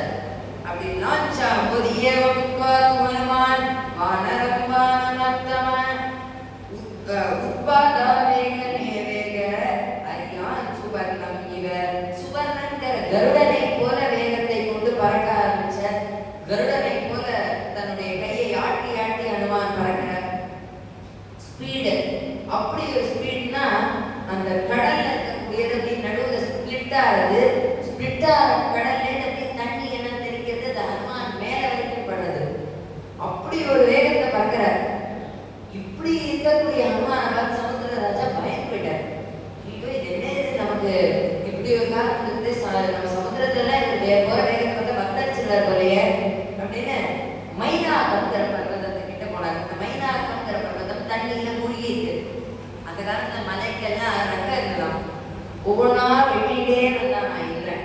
அப்ப இந்த மைனாகம்ங்கிற பர்வதத்தோட ரெக்கையை வெட்டினப்ப வாயு பகவான் தன்னுடைய காத்த வேகமா அடிச்சு அதை கடலுக்குள்ள மூழ்கிற மாதிரி பண்ணியிருக்காரு. அந்த மைனாகத்துக்கு ஒரு இதுவும் உண்டு, அதனால நினைச்சா குறைஞ்சிக்கவும் முடியும், நினைச்சா ஏறிக்கவும் முடியும். அந்த மாதிரி தன்னுடைய சைஸ் அதை ஏறிக்கோ மைனாகம். இந்த மாதிரி வாயு புத்திரன் தான் வரா அப்படின்னு சமுத்திரராஜா நினைச்சு பயந்து மைனாக்கு கிட்ட சொல்றாரு. வாயு புத்திரனா எனக்கு ஹெல்ப் பண்ணது வாயுனா, மைனாக்கு எழுப்புறது, குறுக்க நிக்கிறது. ஹனுமான் பார்த்து, இது என்னடா இது ரொம்ப போச்சு, ஏதோ நமக்கு குறுக்க இருக்கிறது. அவ மைனாக சொல்றது, இந்த மாதிரி பவனாத்மஜா, இந்த மாதிரி நான் உங்க அப்பா பவனம்னாலதான் காப்பாற்றப்பட்டேன். சததா பதிதாத்தேன கபீனா பர்வதோத்தம பூதயாதஸ்ய கபே வேகம் ஜஹர்ஷா ஜனந்தனஜ. இவ்வளோ வேகமா போறேப்பா, உங்க அப்பா கைங்கரியம் பண்ணனாலதான் நான் இப்படி இருக்கேன். என் மேல ரெஸ்ட் எடுத்துட்டு போ. உபகார சத்ருன்னு பேர் சமஸ்கிருதத்துல இருக்கு. உபகாரம் தான் பண்றது, ஆனா இந்த இடத்துல தேவையில்லை, சத்ரு அது. அதனால அப்படி இருக்கக்கூடிய மைனாகத்தை பார்த்து அதையும் உபகாரம் மூலமாகவே ஒரு பாசத்தினாலேயே ஹனுமான் நினைக்கிறார். இல்ல திரும்பி வரும்போது பண்ற ராம காரியமா போறேன் அப்படின்னு சொல்லிட்டு அது ஒரு அனெக்ஷன். அந்த மைனாகத்தை அவ்வளோ பெரிய விஸ்வரூபத்தில் இருக்கிற 100 யோஜனை போல அப்படி அணைச்சிட்டார். மைனாக பர்வதம் மூழ்கியே போயிட்டு அடுத்தது கொஞ்சம் தூரம் போறார், இதே வேகத்தோட தான் போறார். அப்ப போறச்ச ஒரு இடத்துல சுரசைன்னு ஒருத்தி வந்தாங்க, நாகமாதா. இந்த சுரசையை தேவர்கள் அனுப்பிச்சு அனுப்பிச்சு வச்சிருக்கா. எதுக்கு அனுப்பிச்சு வச்சிருக்கா? ஹனுமான நீ சோதிக்கணும்னு அனுப்பிச்சு வச்சிருக்கா. அப்ப சுரசா வந்தா, இந்த மாதிரி என்ன தேவர்கள் அனுப்பிச்சு வச்சிருக்கா. மம பக்ஷ பரிஷ்டான்னாம் ஈஸ்வரை வானர ரிஷப அஹம் த்வாம் பக்ஷயிஷ்யாமி பிரவிசேஷம் மமானனம் அப்படிங்கிறது அந்த சுரசா. அவ அதை பார்த்து ஹனுமான் சொல்றார், சுரசா இந்த மாதிரி உன்னுடைய வாயை துற, நானே உள்ள போறேன். துறக்கிறார். ஒரு 10 யோஜனை துறக்கிறார். இவர் 10 யோஜனை வளர்றாரு. 20 யோஜனை துறக்கிறார். இவர் 20 வளர்றாரு. 30 வளர்றாரு. 100 யோஜனை துறக்கிறார். அவனுக்கு ஜா டிஸ்லோகேட் ஆகி அதை அப்படியே ஸ்டக் ஆயிடுது. இவர் 100 யோஜனை வளர்ந்தாருன்னு பார்த்தா அப்படியே சைஸை குறைச்சிட்டு சூக்ஷ்ம ரூபதாரி சூக்ஷ்ம ரூபத்தை பூந்து போய் அந்த சுரசாவை விட்டு வெளில வந்து, வாய்ப்புல தானே என்ன போனேன், நான் போயிட்டு வந்துட்டேன், பை பை கிளம்பிட்டேன். அடுத்தது வந்தது இந்த சுரசாங்கிறது வந்து டெஸ்ட் பண்றதுக்காக யாரும் அனுப்பிச்சு வச்சிருக்கா. It is not a direct hindrance. அவருக்கு ஆப்ஸ்டக்கிள் கிடையாது. ஆனா அதையும் கடந்தார். பாசத்தினால பாசமா வந்த ஒரு ஆப்ஸ்டக்கிளை கடந்தார். ஒரு டெஸ்டா வந்த ஒரு ஆப்ஸ்டக்கிளை தன்னுடைய சமயோஜிதத்தினால கடந்தார். அடுத்தது ஒரு ஆப்ஸ்டக்கிள் வருது. அது யாருன்னு பார்த்தார். அவ வந்து சிம்ஹிகாங்கிற ஒரு கடல் பிராணி. இந்த சிம்ஹிகா என்ன பண்றா, அப்படியே ஹனுமானுடைய நிழல் அந்த சமுத்திரத்துல விடுறது இல்லையா, அதை பிடிக்கிறாளாம். சாயாயாம் கிரஹ்யமானாயாம் சிந்தயாமாஸ வானரஹ. அந்த வானரத்தினுடைய நிழலை பிடிச்சி இழுக்கிறா. அந்த நிழலனால ஹனுமானாலே போகல. பார்த்தார், இதென்னடா சிம்ஹிகாங்கிறவ இழுக்கிறாளா? சிம்ஹிகா என்ன இப்படி பண்றாளே, அவளை ஒரே கொட்டு கொட்டினா அவ போயிட்டா. இது ஜென்யனா அந்த அவஸ்தைகள். ஜென்யனா தன்னுடைய பலத்தை காட்டி அதை வென்றார். அதனால இப்படி 3 தடைகள், 3 விதமான தடைகள், 3 விதத்துல அதை ஜெயிச்சிருக்காரு. இது நம்ம கத்துக்க வேண்டிய விஷயம் ஹனுமான் கிட்ட இருந்து. அப்படி அவர் தொடர்ந்து போறார். லங்கா தெரிஞ்சது. லங்கையில பிரவேசம் பண்றார். லங்கையில அவர் இறங்கச்சே அவ்வளோ அருமையான ஒரு நகரம். இதை பார்த்து அவர் வியக்காம இருந்தாதான் அதிசயம். லங்காவுடைய அழகா அப்படி ரசிக்கிறார் ஹனுமான். ஆஹா, இது என்ன லங்கை, தங்கமா இருக்கே, வைரமா இருக்கே, மாணிக்கமா இருக்கே, இப்படி என்ன இருக்கே, அப்படி என்ன இருக்கே, ரசிச்சுட்டே போற. ஹனுமானால ரசிக்கிறத நிறுத்த முடியல. அப்படி ஒரு நகரம். அப்ப அந்த நகரத்துக்குள்ள பிரவேசம் பண்ணாங்க. மதிலேறி குதிச்சு பார்த்தா அங்க ஒரு காவலாளி இருக்கா. அது காவலாளி அப்படின்னு சொல்றதை விட வால்மீகி ராமாயண பிரகாரம் ஒரு காவல் தெய்வம் அப்படிங்கிறார். நாளாடும் தான் நல்கிய காவல் நனிபுதூர். பழைய காலத்துல கட்டப்பட்ட ஒரு அருமையான ஊர் இது. இந்த ஊரை பாதுகாக்கக்கூடிய இந்த லங்கிணின்னு அவளுக்கு பேரு. அந்த லங்கிணியை கடக்கணும். அவ வந்து தடுக்கிறார். இந்த மாதிரி நீ எப்படி உள்ள போகலாம், யார் நீ வாங்கறமே அப்படிங்கிற. இல்ல ராமகாரியமா வேணாமோ இல்ல லட்சுமண காரியமா வேணாமோ உள்ள போகக்கூடாது. அதுதான் என்னுடைய கடமை. உன் கடமையா அப்படியே விவாதம் போயிட்டே இருக்கு. வாக்குவாதம் அப்படியே ஆகுது. அது கைகாலம் போக முடியாது. லங்கிணி கொண்டு போய் ஹனுமான ஒரு கொண்டு போடுறாங்க. பலமா தான் அடிச்சிருக்காங்க. ஹனுமான் பார்த்தாரு, நம்ம ஒரு அடி அடிக்கலாம், நான் ஒரு அடி தான் அடிப்பேன், நீங்க தாங்க மாட்டேன், பரவாயில்ல அடி அப்படிங்கிறா லங்கிணி. ஒரே அடி அடிச்சா போட்டு மண்டையில அடி வாங்கினா லங்கிணிங்கிற அந்த சரீரம் அப்படியே போய் ஒரு கந்தர்வ ஸ்திரியா அவன் மேல வந்தா.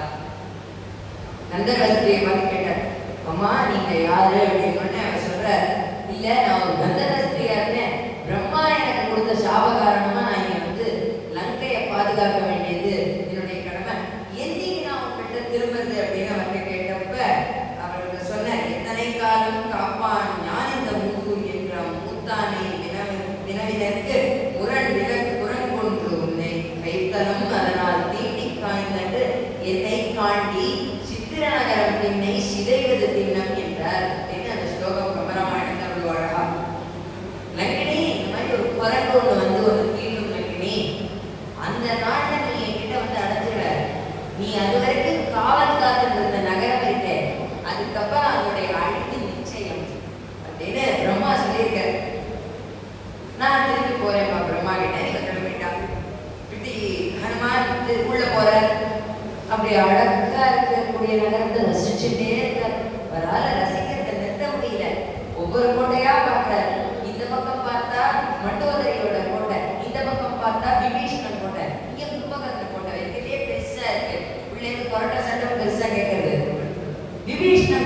போறாரு, அங்க சீதையை வச்சிருப்பானோன்னு. அங்க பார்த்தா அந்த திருவண்காப்பு, இந்த வைஷ்ணவாளர்கள்லாம் இருக்கும் அதெல்லாம். இந்த திருவண்காப்பு அப்படிங்கிறது என்னன்னா சங்கு சக்கரம் நாமம். இந்த இது அவனுடைய ஆத்திரத்தின் கம்பர் சொல்லுவார் ஒரு பாடல. அந்த மாதிரி அவ்வளோ பக்தனா இருக்கான். அங்கேருந்து பஜனை சத்தம்லாம் கேட்கறது. ஏதோ அங்க விபீஷணனாத்துக்கு போனா இல்லை இங்க இருக்க மாட்டோம், சரி வேற இடத்த தேடி பார்ப்போம் அப்படின்னு ராவணனுடைய கோட்டைக்கே போறாரு. அங்க ராவணன் தூங்கிட்டு இருக்கான்.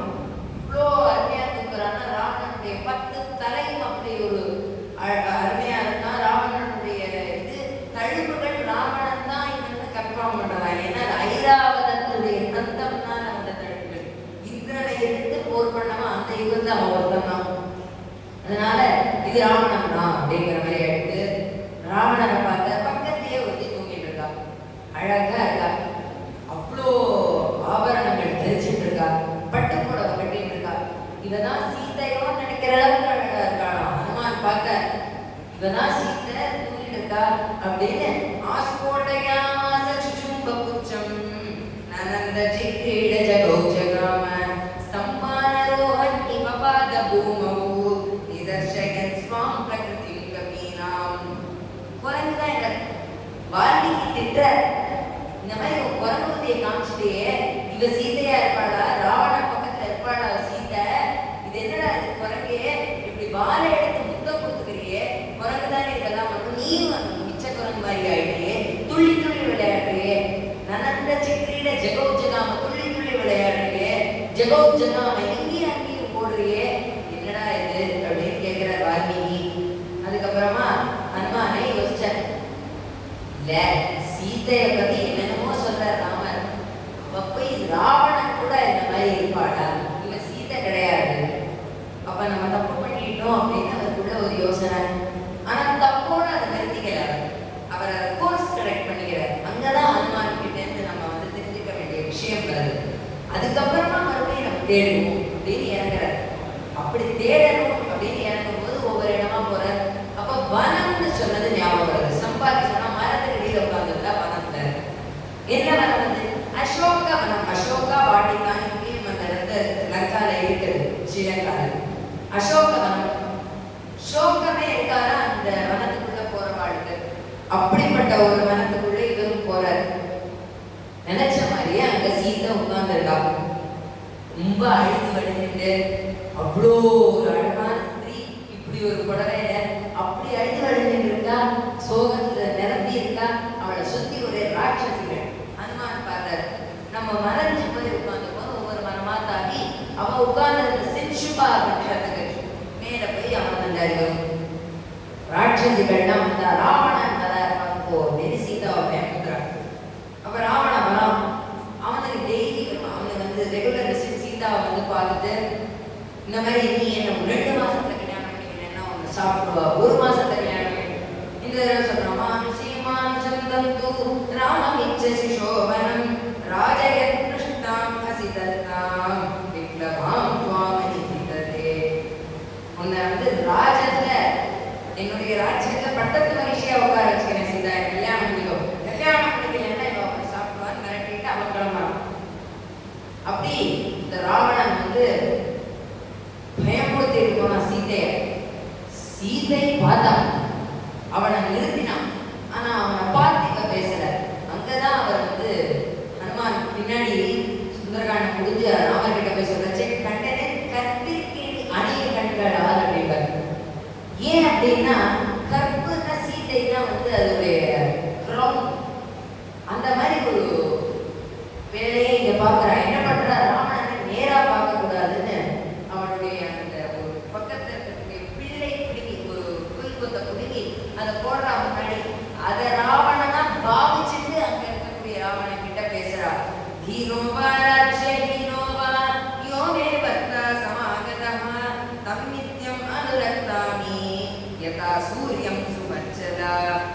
சூரியனுக்கு எப்படி சுவர்ச்சலையோ அந்த மாதிரி நான் என்னுடைய ராமனுக்கு நீ என்ன நினைச்சாலும் எங்களை பிரிக்க முடியாது அப்படின்னு அவன் கிட்ட சவால் பண்றான். அதையும் பார்க்கணும்னு அவன் போறான். பின்னாடி நிறைய இந்த மாதிரி பத்னி கற்புடைய பத்னிகளை பேர் என்ன சொல்லுவா, லோபாமுத்ரா மகஸ்திர, இந்த மாதிரி செவனம் சுகன்யா, இந்த மாதிரிலாம் சொல்லுவா. அதெல்லாம் கேட்கிறார் ஹனுமான். அந்த லிஸ்ட்ல இவ இருப்பாளா யோசிச்சுட்டே வரார். இவ பேர் என்ன சொல்லிக்கிறியே, இவளுடைய கர்ப்பவளமா இவளதெல்லாம் சிறந்ததுன்னு யோசிச்சுட்டே வரார். கடைசியில சொல்றா, ததம் இக்ஷ்வாகு வரம் ராமம் பதிமே அனுப்ரதா. இவாளெல்லாம் கூட என்னுடைய இக்ஷ்வாகு வம்ச பிரபவனமான ராமனுக்கு நான் ஒரு சிறந்த பக்தி. ராவணா நீ என்ன நினைச்சாலும் பிரிக்க முடியாது. ராவண கோச்சிட்டு ராமனா ஒவ்வொரு ராட்சசியும் பயம் கொடுக்கிறார். என்ன நீ இந்த மாதிரி என்ன பண்ற? அப்ப இந்த ராட்சசிகளை பார்த்து கேட்கிறா சீதா, இஹசந்தோ நவாசந்தி சதோ வானாம் வர்த்ததே ததாகி விப்ரஜாதே புத்திர் வசாபரிஜிதா. இந்த தேசத்தை உங்களுக்கு எல்லாம் அறிவுரை பண்றதுக்கே யாருமே இல்லையா? அப்ப யோசிச்சு பாக்குறா, ஏன் விபீஷணன் ஒரு நல்லவர் இருக்காரு, பண்ணினா மட்டும் நீங்க கேட்டு வேண்டாம். அப்படி சீத்தை கேட்கறத பார்த்து ஹனுமான் வியந்த, ராட்சசிகள்லாம் பயந்தார். ஒவ்வொரு ராட்சசியும் அதுக்கப்புறமா அது ஒவ்வொன்றுக்கு ஒரு பேர் வச்சிருப்பாரு. எல்லாமே வந்து ஒன்றரை கண்ணு, இன்னொன்று எல்லாம் இன்னொன்று ஏதோ ஒரு வாய், ஒரு மூக்கு, ஒரு வாய், இந்த மாதிரிலாம் இருந்தா பரவாயில்ல. 2 மூக்கு இருக்கு, 3 வாய் இருக்கு, இந்த மாதிரிலாம் பேர் வச்சிருப்பாரு எல்லாத்துக்கும் ஒரு வால்மீகி. அப்ப திருச்சடான்னு ஒருத்தி வரா. இந்த அரக்கியார் தான் விபீஷணனுடைய புத்திரி. 3 ஜடை போட்டுருப்பாளாம். அவ்வளவு முடி இருக்கிறதே எனக்கு காலத்துல விஷயம். அதனால 3 ஜடை போட்டு இருக்கக்கூடிய அந்த திருச்சடா அவளுடைய வரவன் மூலமா ராட்சசிகள்லாம் பயந்தா. ஏன்னா விபீஷணனுடைய புத்திரி. அவ வந்து சொல்றான், கனவு கண்ட ராமன் வந்து உங்க எல்லாரையும் இந்த மாதிரி பண்ணிடுவார், ராவணனை கொன்றுவர், நீங்க இவகிட்ட இப்பவே சரணாகதி பண்றேன்னா உங்களை காப்பாத்திக்க முடியும் அப்படின்னு அவ வந்து சொன்னோடனே தான் அவள் தான் போறா. தனிமையில இருக்கா சீதா. உபவாச கிருஷாந்தீலம் ஆர்யதாரேகமிவ சந்தரேகம் பிரஸ்தது பிரதுராம் இவ ஹேமரேகம். ஹேமம் மாதிரி இருக்கா, சந்திரன் மாதிரி இருக்கா, புலியோட இருக்கா. ஹனுமானோட பார்த்து வியக்கிறார். வியந்துட்டே இருக்கார். சீதைகிட்ட வியக்கக்கூடிய விஷயங்கள் ஏராளம். அதனால அடுத்தது யோசிக்கிறார். துஷ்கிருதம் கிருதமான் ராம ஈனோ யதனயா பிரபு அப்படின்னு யோசிக்கிறார். ஏன்னா இந்த ராமனுடைய மனசு இவ்வளவு கல்லா இருக்கணும், இப்படி அழகா இருக்கக்கூடிய சீதையை விட்டுட்டு எப்படி இவளால ஜாலியா இருக்க முடியாது, அழுதாலே எப்படி உயிரோட இருக்க முடியாது அப்படின்னு யோசிக்கிறார். அவ்வளோ அழகா இருக்கலாம். துல்லிய சீலவயோ கிருத்னாம் துல்லியாம் அபிஜன லக்ஷணாம் ராகவோர நிவைதேகி தம் சையம் மசிதேக்ஷனா. ராகவன்னா வைதேகினா, வைதேகினா ராமன். 2 பேரையும் மனசுல சீதையை நேரில் பார்க்கிறார், ராமனை மனசுல நினைச்சுக்கிறார். அப்பா இந்த மூஞ்சிக்கு இந்த மூஞ்சி தான் சூட்டாது, இவ குலமும் ஒத்து போறது, என்னமா இருக்கா இவ 2 பேர் தான் தாம்பத்தியத்துக்கே அடையாளம்னு கேட்கிறார் ஹனுமான். அதுக்கப்புறமா சரி சீதை கிட்ட பேசிடுவோம், எத்தனை நாள் நம்ம எத்தனை நாள் பேசாமே இருக்கிறது அப்படின்னு அந்த சீதையை பார்த்து மிருதுவான மதுரமான குரல்ல பாட ஆரம்பிக்கிறார். என்னத்தை பாடுறார்? ராமாயணத்தை பாடுறார். ராமாயணம் ஃபுல்லா அவர் பாடியிருப்பார். நம்மளால ராமாயணம் ஃபுல்லா இப்ப பாடணும்னா 48 நாள் ஆகும். இதனால நாம ராமாயணமா பாடலாமே. சுத்த பிரம்ம பராத்பரம் காலாத்மக பரமேஸ்வரம் சேஷதல்ப சுக நித்ரிதரம் பிரம்மாத்யமர பிராதிதரம் சந்திரகிரண குலமந்தனம் ஸ்ரீமத் தசரத நந்தனம் கௌசல்யா சுகவர்தனம் விஸ்வாமித்ர பிரியதனம் கோரதாடகாமர்தனம் மாரீசானி நிபாதகனம் கௌஷிகமகசம் ரக்ஷகனம் ஸ்ரீமதஹல்யோத்தாரகனம் கௌதம முனிசம் பூஜிதனம் நரிகதரவிகதனூபதனம் மிதினாபுரஜனமோகனம் விதேகமானசரஞ்சகனம் ஜம்பககார்முகபஞ்சகனம் சீதாபதிவரமாலிகனம் பாகவதத்வவிநாசனம் ஸ்ரீமதயோத்யா பாலகனம் ராம ராம ஜெய ராஜா ராம் ராம ராம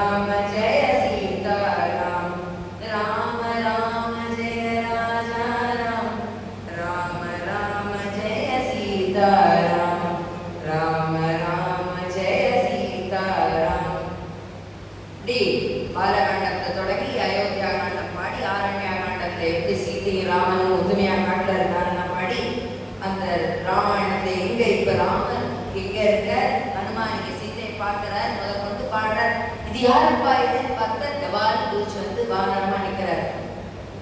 அகம் ராமஸ்ய சந்தேஷ தேவி தூதஸ்தவாகதா வைதேகி குஷலி ராம துவம் ச குஷலம் அப்ரவீத் அப்படின்னு தன்னை அறிமுகப்படுத்துகிறார். ராமனுடைய தூதன் வைதேகி, உங்களுடைய குஷலத்தை விசாரிக்க ராமர் என்ன அனுப்பிச்சு வச்சிருக்கார் அப்படின்னு தன்னை அறிமுகப்படுத்திட்டு அதுக்கப்புறமா சொல்ற, ராமர் இந்த மாதிரி உங்களை நினைச்சு ரொம்ப வாடிட்டு இருக்கார், வாங்கோ என் கூட போயிடலாம்.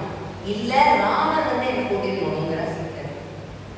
அப்பதான் ஞாபகம் வந்தது, இவர் கையில கணையாழியை கொடுத்து விட்டுருக்காரு. அதை எடுத்த பக்துக்கர விபூஷணம் பக்தாரம் இவ சம்பிராப்த ஜானகி முதிதாபவது அப்படின்னு அதை எடுத்து அவருடைய கையிலிருந்து சீதாவுடைய கைக்கு போடுறார். அவ வந்து ஏந்தி வாங்கிக்க கூடாது அப்படின்னு என்ன பண்ற, அவர் வந்து இப்படி பிடிச்சுக்கிற, சீதா அப்படியே வாங்கிக்கிறான். அப்படி ஒரு பக்தியாம். அதனால ஹனுமான் அப்படி கொடுக்குற கணையாழியை பார்த்து இவ ஞாபகப்படுத்திக்கிறா.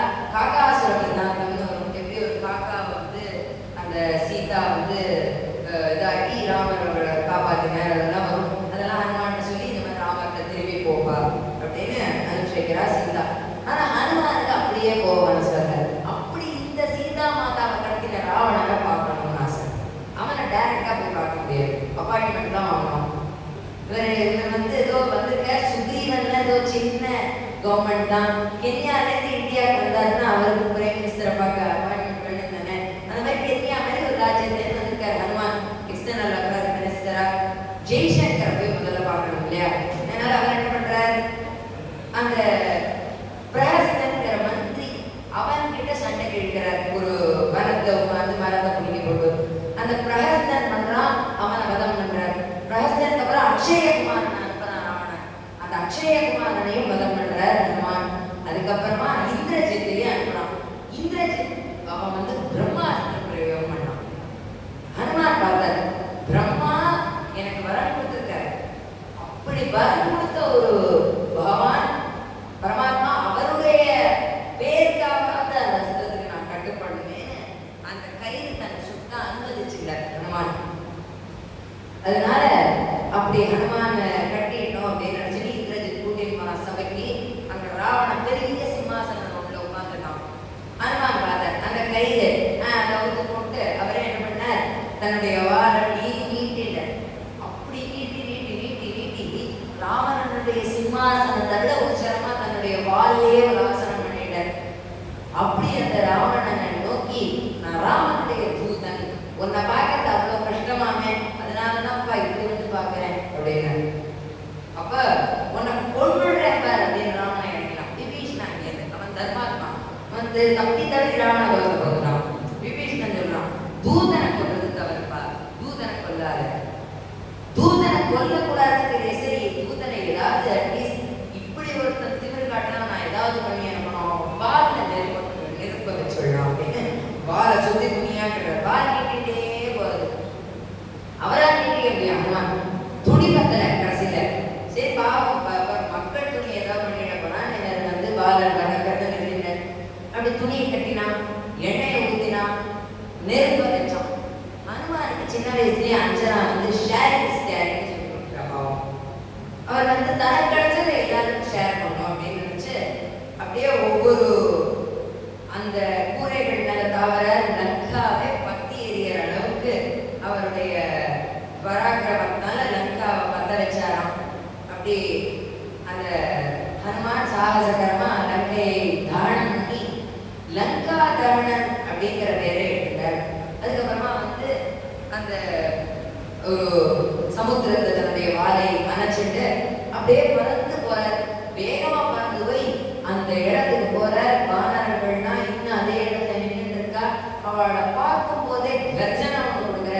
நான் வெற்றியோட தான் வரேன், நீங்க ஜாம்பவான் போறார்.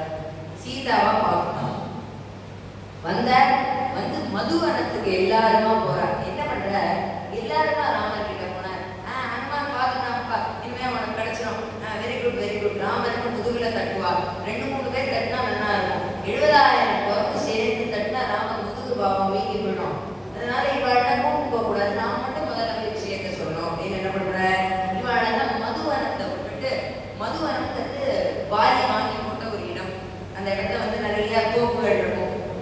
இடத்துல எல்லாம் இவளை விட்டுட்டு இவ சுக்ரீவன் வச்சுட்டு இருக்கான். சுக்ரீவனை நோக்கி இவரோட ஹனுமான். சுக்ரீவன் அந்த இடத்த ஒரு காவலாளியை போடுறான். யாருன்னா இவளுடைய மாமா, வாலி சுக்ரீவனுடைய மாமா ததிமுகன்னு அவன் பேரு. இந்த ததிமுக ஹனுமானோட பார்க்க வந்தான்.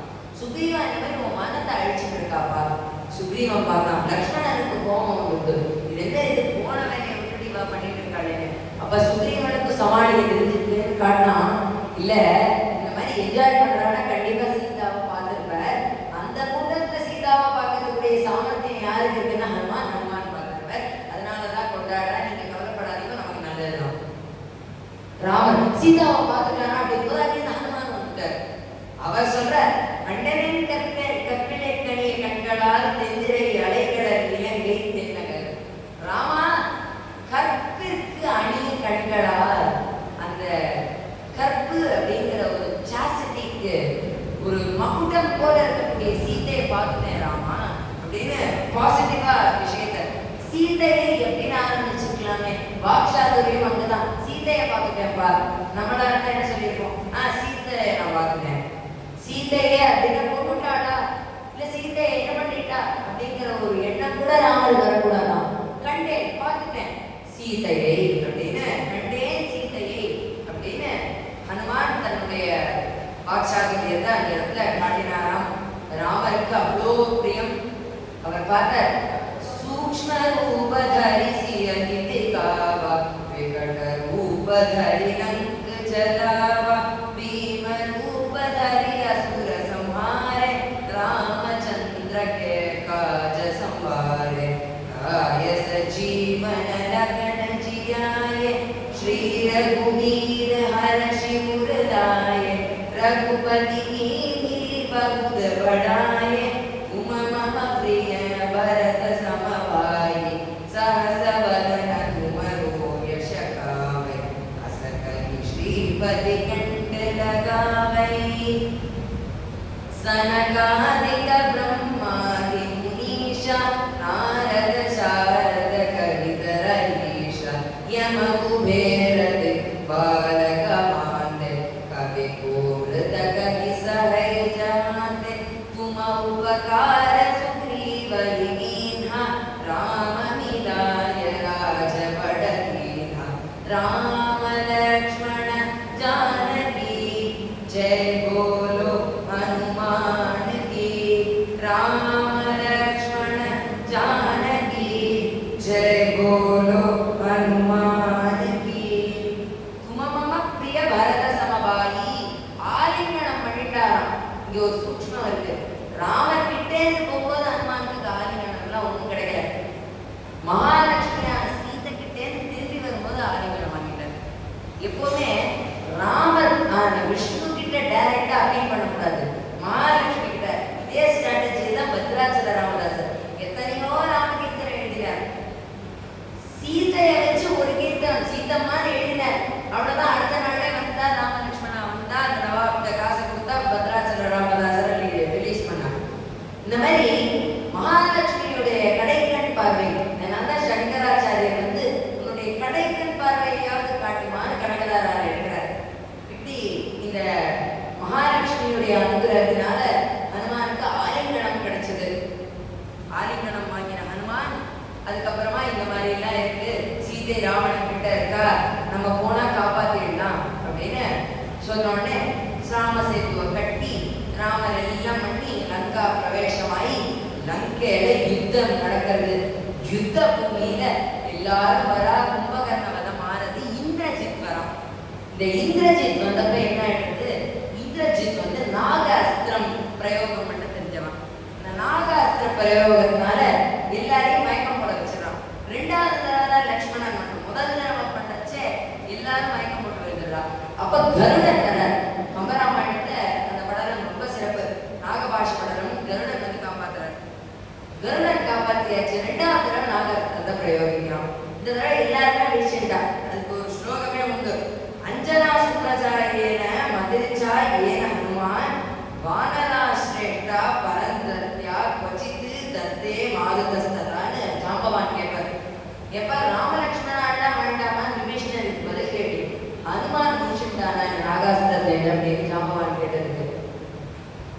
ஹனுமான் பொழைச்சா நம்ம பொழைச்சோம், ஹனுமான் பொழைக்கலன்னா ராமரே பொழைக்கல.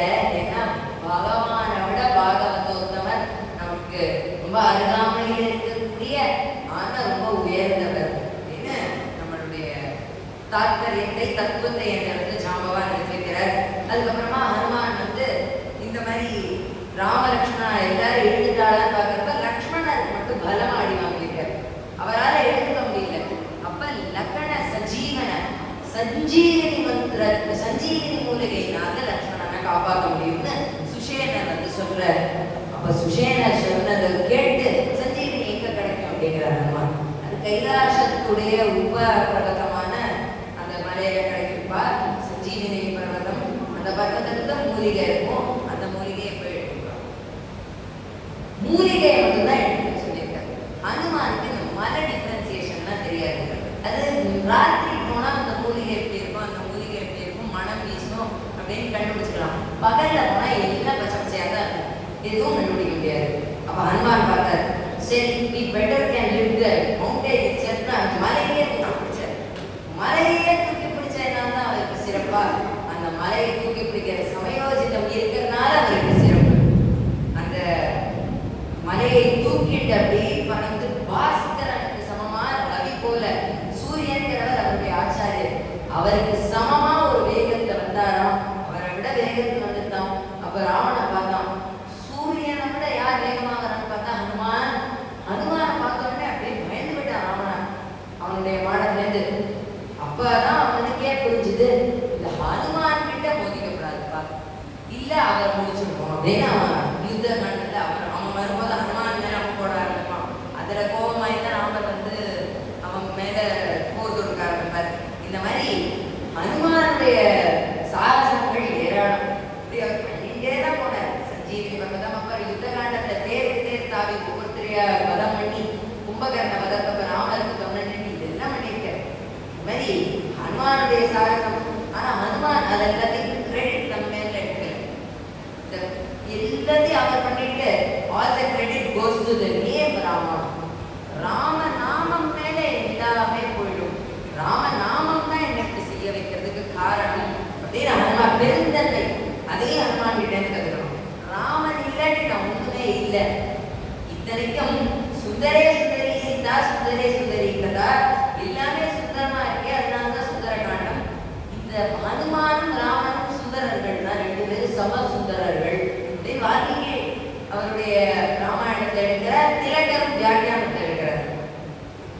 ராமாயணத்துல எல்லாம் நல்லா இருக்கும், ஹனுமான் வந்தப்பறம் தான் சுட்டு பிடிக்கும். அப்படி ஒரு கேரக்டர். அப்படி இருக்கக்கூடிய ஹனுமான் கிரெடிபிலிட்டியை மட்டும் தம்பேல வச்சுக்கல. ஆல் கோஸ்ட் ராமா அப்படின்னு சொன்னதுனாலதான் இப்பயும் அவர் கொண்டாடப்படுறார். அந்த ராம நாமங்கிறது அவ்வளோ பெரிய விஷயம். தியாகராஜன் கூட ரோமாஞ்சமனே கன கஞ்சுகமும் ராம பக்தமும் முத்திரவில்லையும், எனக்கு ராம பக்தங்கிற ஒரு முத்திரை அடையாளத்தை கொடுத்துட்டே எவ்வளோ பெரிய ஒரு கேடயம் இது, எவ்வளோ பெரிய ஒரு கத்தி இது, இதை வச்சு எதெல்லாம் தகர்க்க முடியும், இந்த காம குரோதம் எல்லாத்தையும் தகர்த்துனாமே, இந்த இகலோக சுகங்களை தவிர்த்துட்டு மோட்சம் மட்டும்தான் எனக்கு சுகம்னு நான் நினைச்சுக்கலாமே. ராமா இதையே தானே ஹனுமானுக்கு கொடுத்த அப்படின்னு ராமநாமனே அப்படின்னு அந்த கீர்த்தனத்தை எடுக்கிறார். அப்படி இருக்கக்கூடிய ராமநாமம், அந்த ராமநாமத்தை நித்தியம் ஜபிக்கக்கூடிய பக்தன் ஹனுமான், ராம பக்த ஹனுமான். அப்பேற்பட்ட ஹனுமானுடைய பேர் ஆஞ்சநேயர். அவருடைய மகிமையை அனுபவித்தது நம்ம பண்ண பரம பாக்கியம். அந்த ராம பக்தன், ராமனை நம்ம நேரடியா ராமாயணம் கேட்டா 10 நாள் கேட்கணும், ஆஞ்சநேயரை பத்தி கேட்டா 10 நாள் கேட்கலாம். ஆனா ஆஞ்சநேயரை பத்தி நம்ம அவ்வளோ வசதியா எவ்வளோ பேசினாலும் ஆல் கிரெடிபிலிட்டி கோஸ் டு ராமாங்கிற மாதிரி அவர் இங்க உட்கார்ந்துருப்பார். எத்திர ரகுநாத கீர்த்தனம் தத்திர அஷ்டகாஞ்சலி. நீ ராமன்கிற பேரை சொன்னாதான் நான் இருப்பேன். நீ என்னை எவ்வளவு வேணா கொண்டாடிக்கோ, ஐ டோன்ட் கேர். ராமனை நீ கொண்டாடுறியா, இந்த இன்ஸ்டன்ட் செகண்ட் ஐ பி பிரசன்ட்ங்கிறது தான் ஹனுமானுடைய கோட்பாடு. அதனால இத்தனை நேரம் ஹனுமானை பத்தி நம்ம பிரஸ்தாபிச்சோம். இங்க இருக்கக்கூடிய ஹனுமானுடைய சமீபத்துல இவ்வளோ அருகாமையில ஆஞ்சநேயருடைய அருளை நம்ம பிரஸ்தாபிச்சோம். அவருக்கு அருள் பாலிச்ச அந்த ராமபிரான் அவர்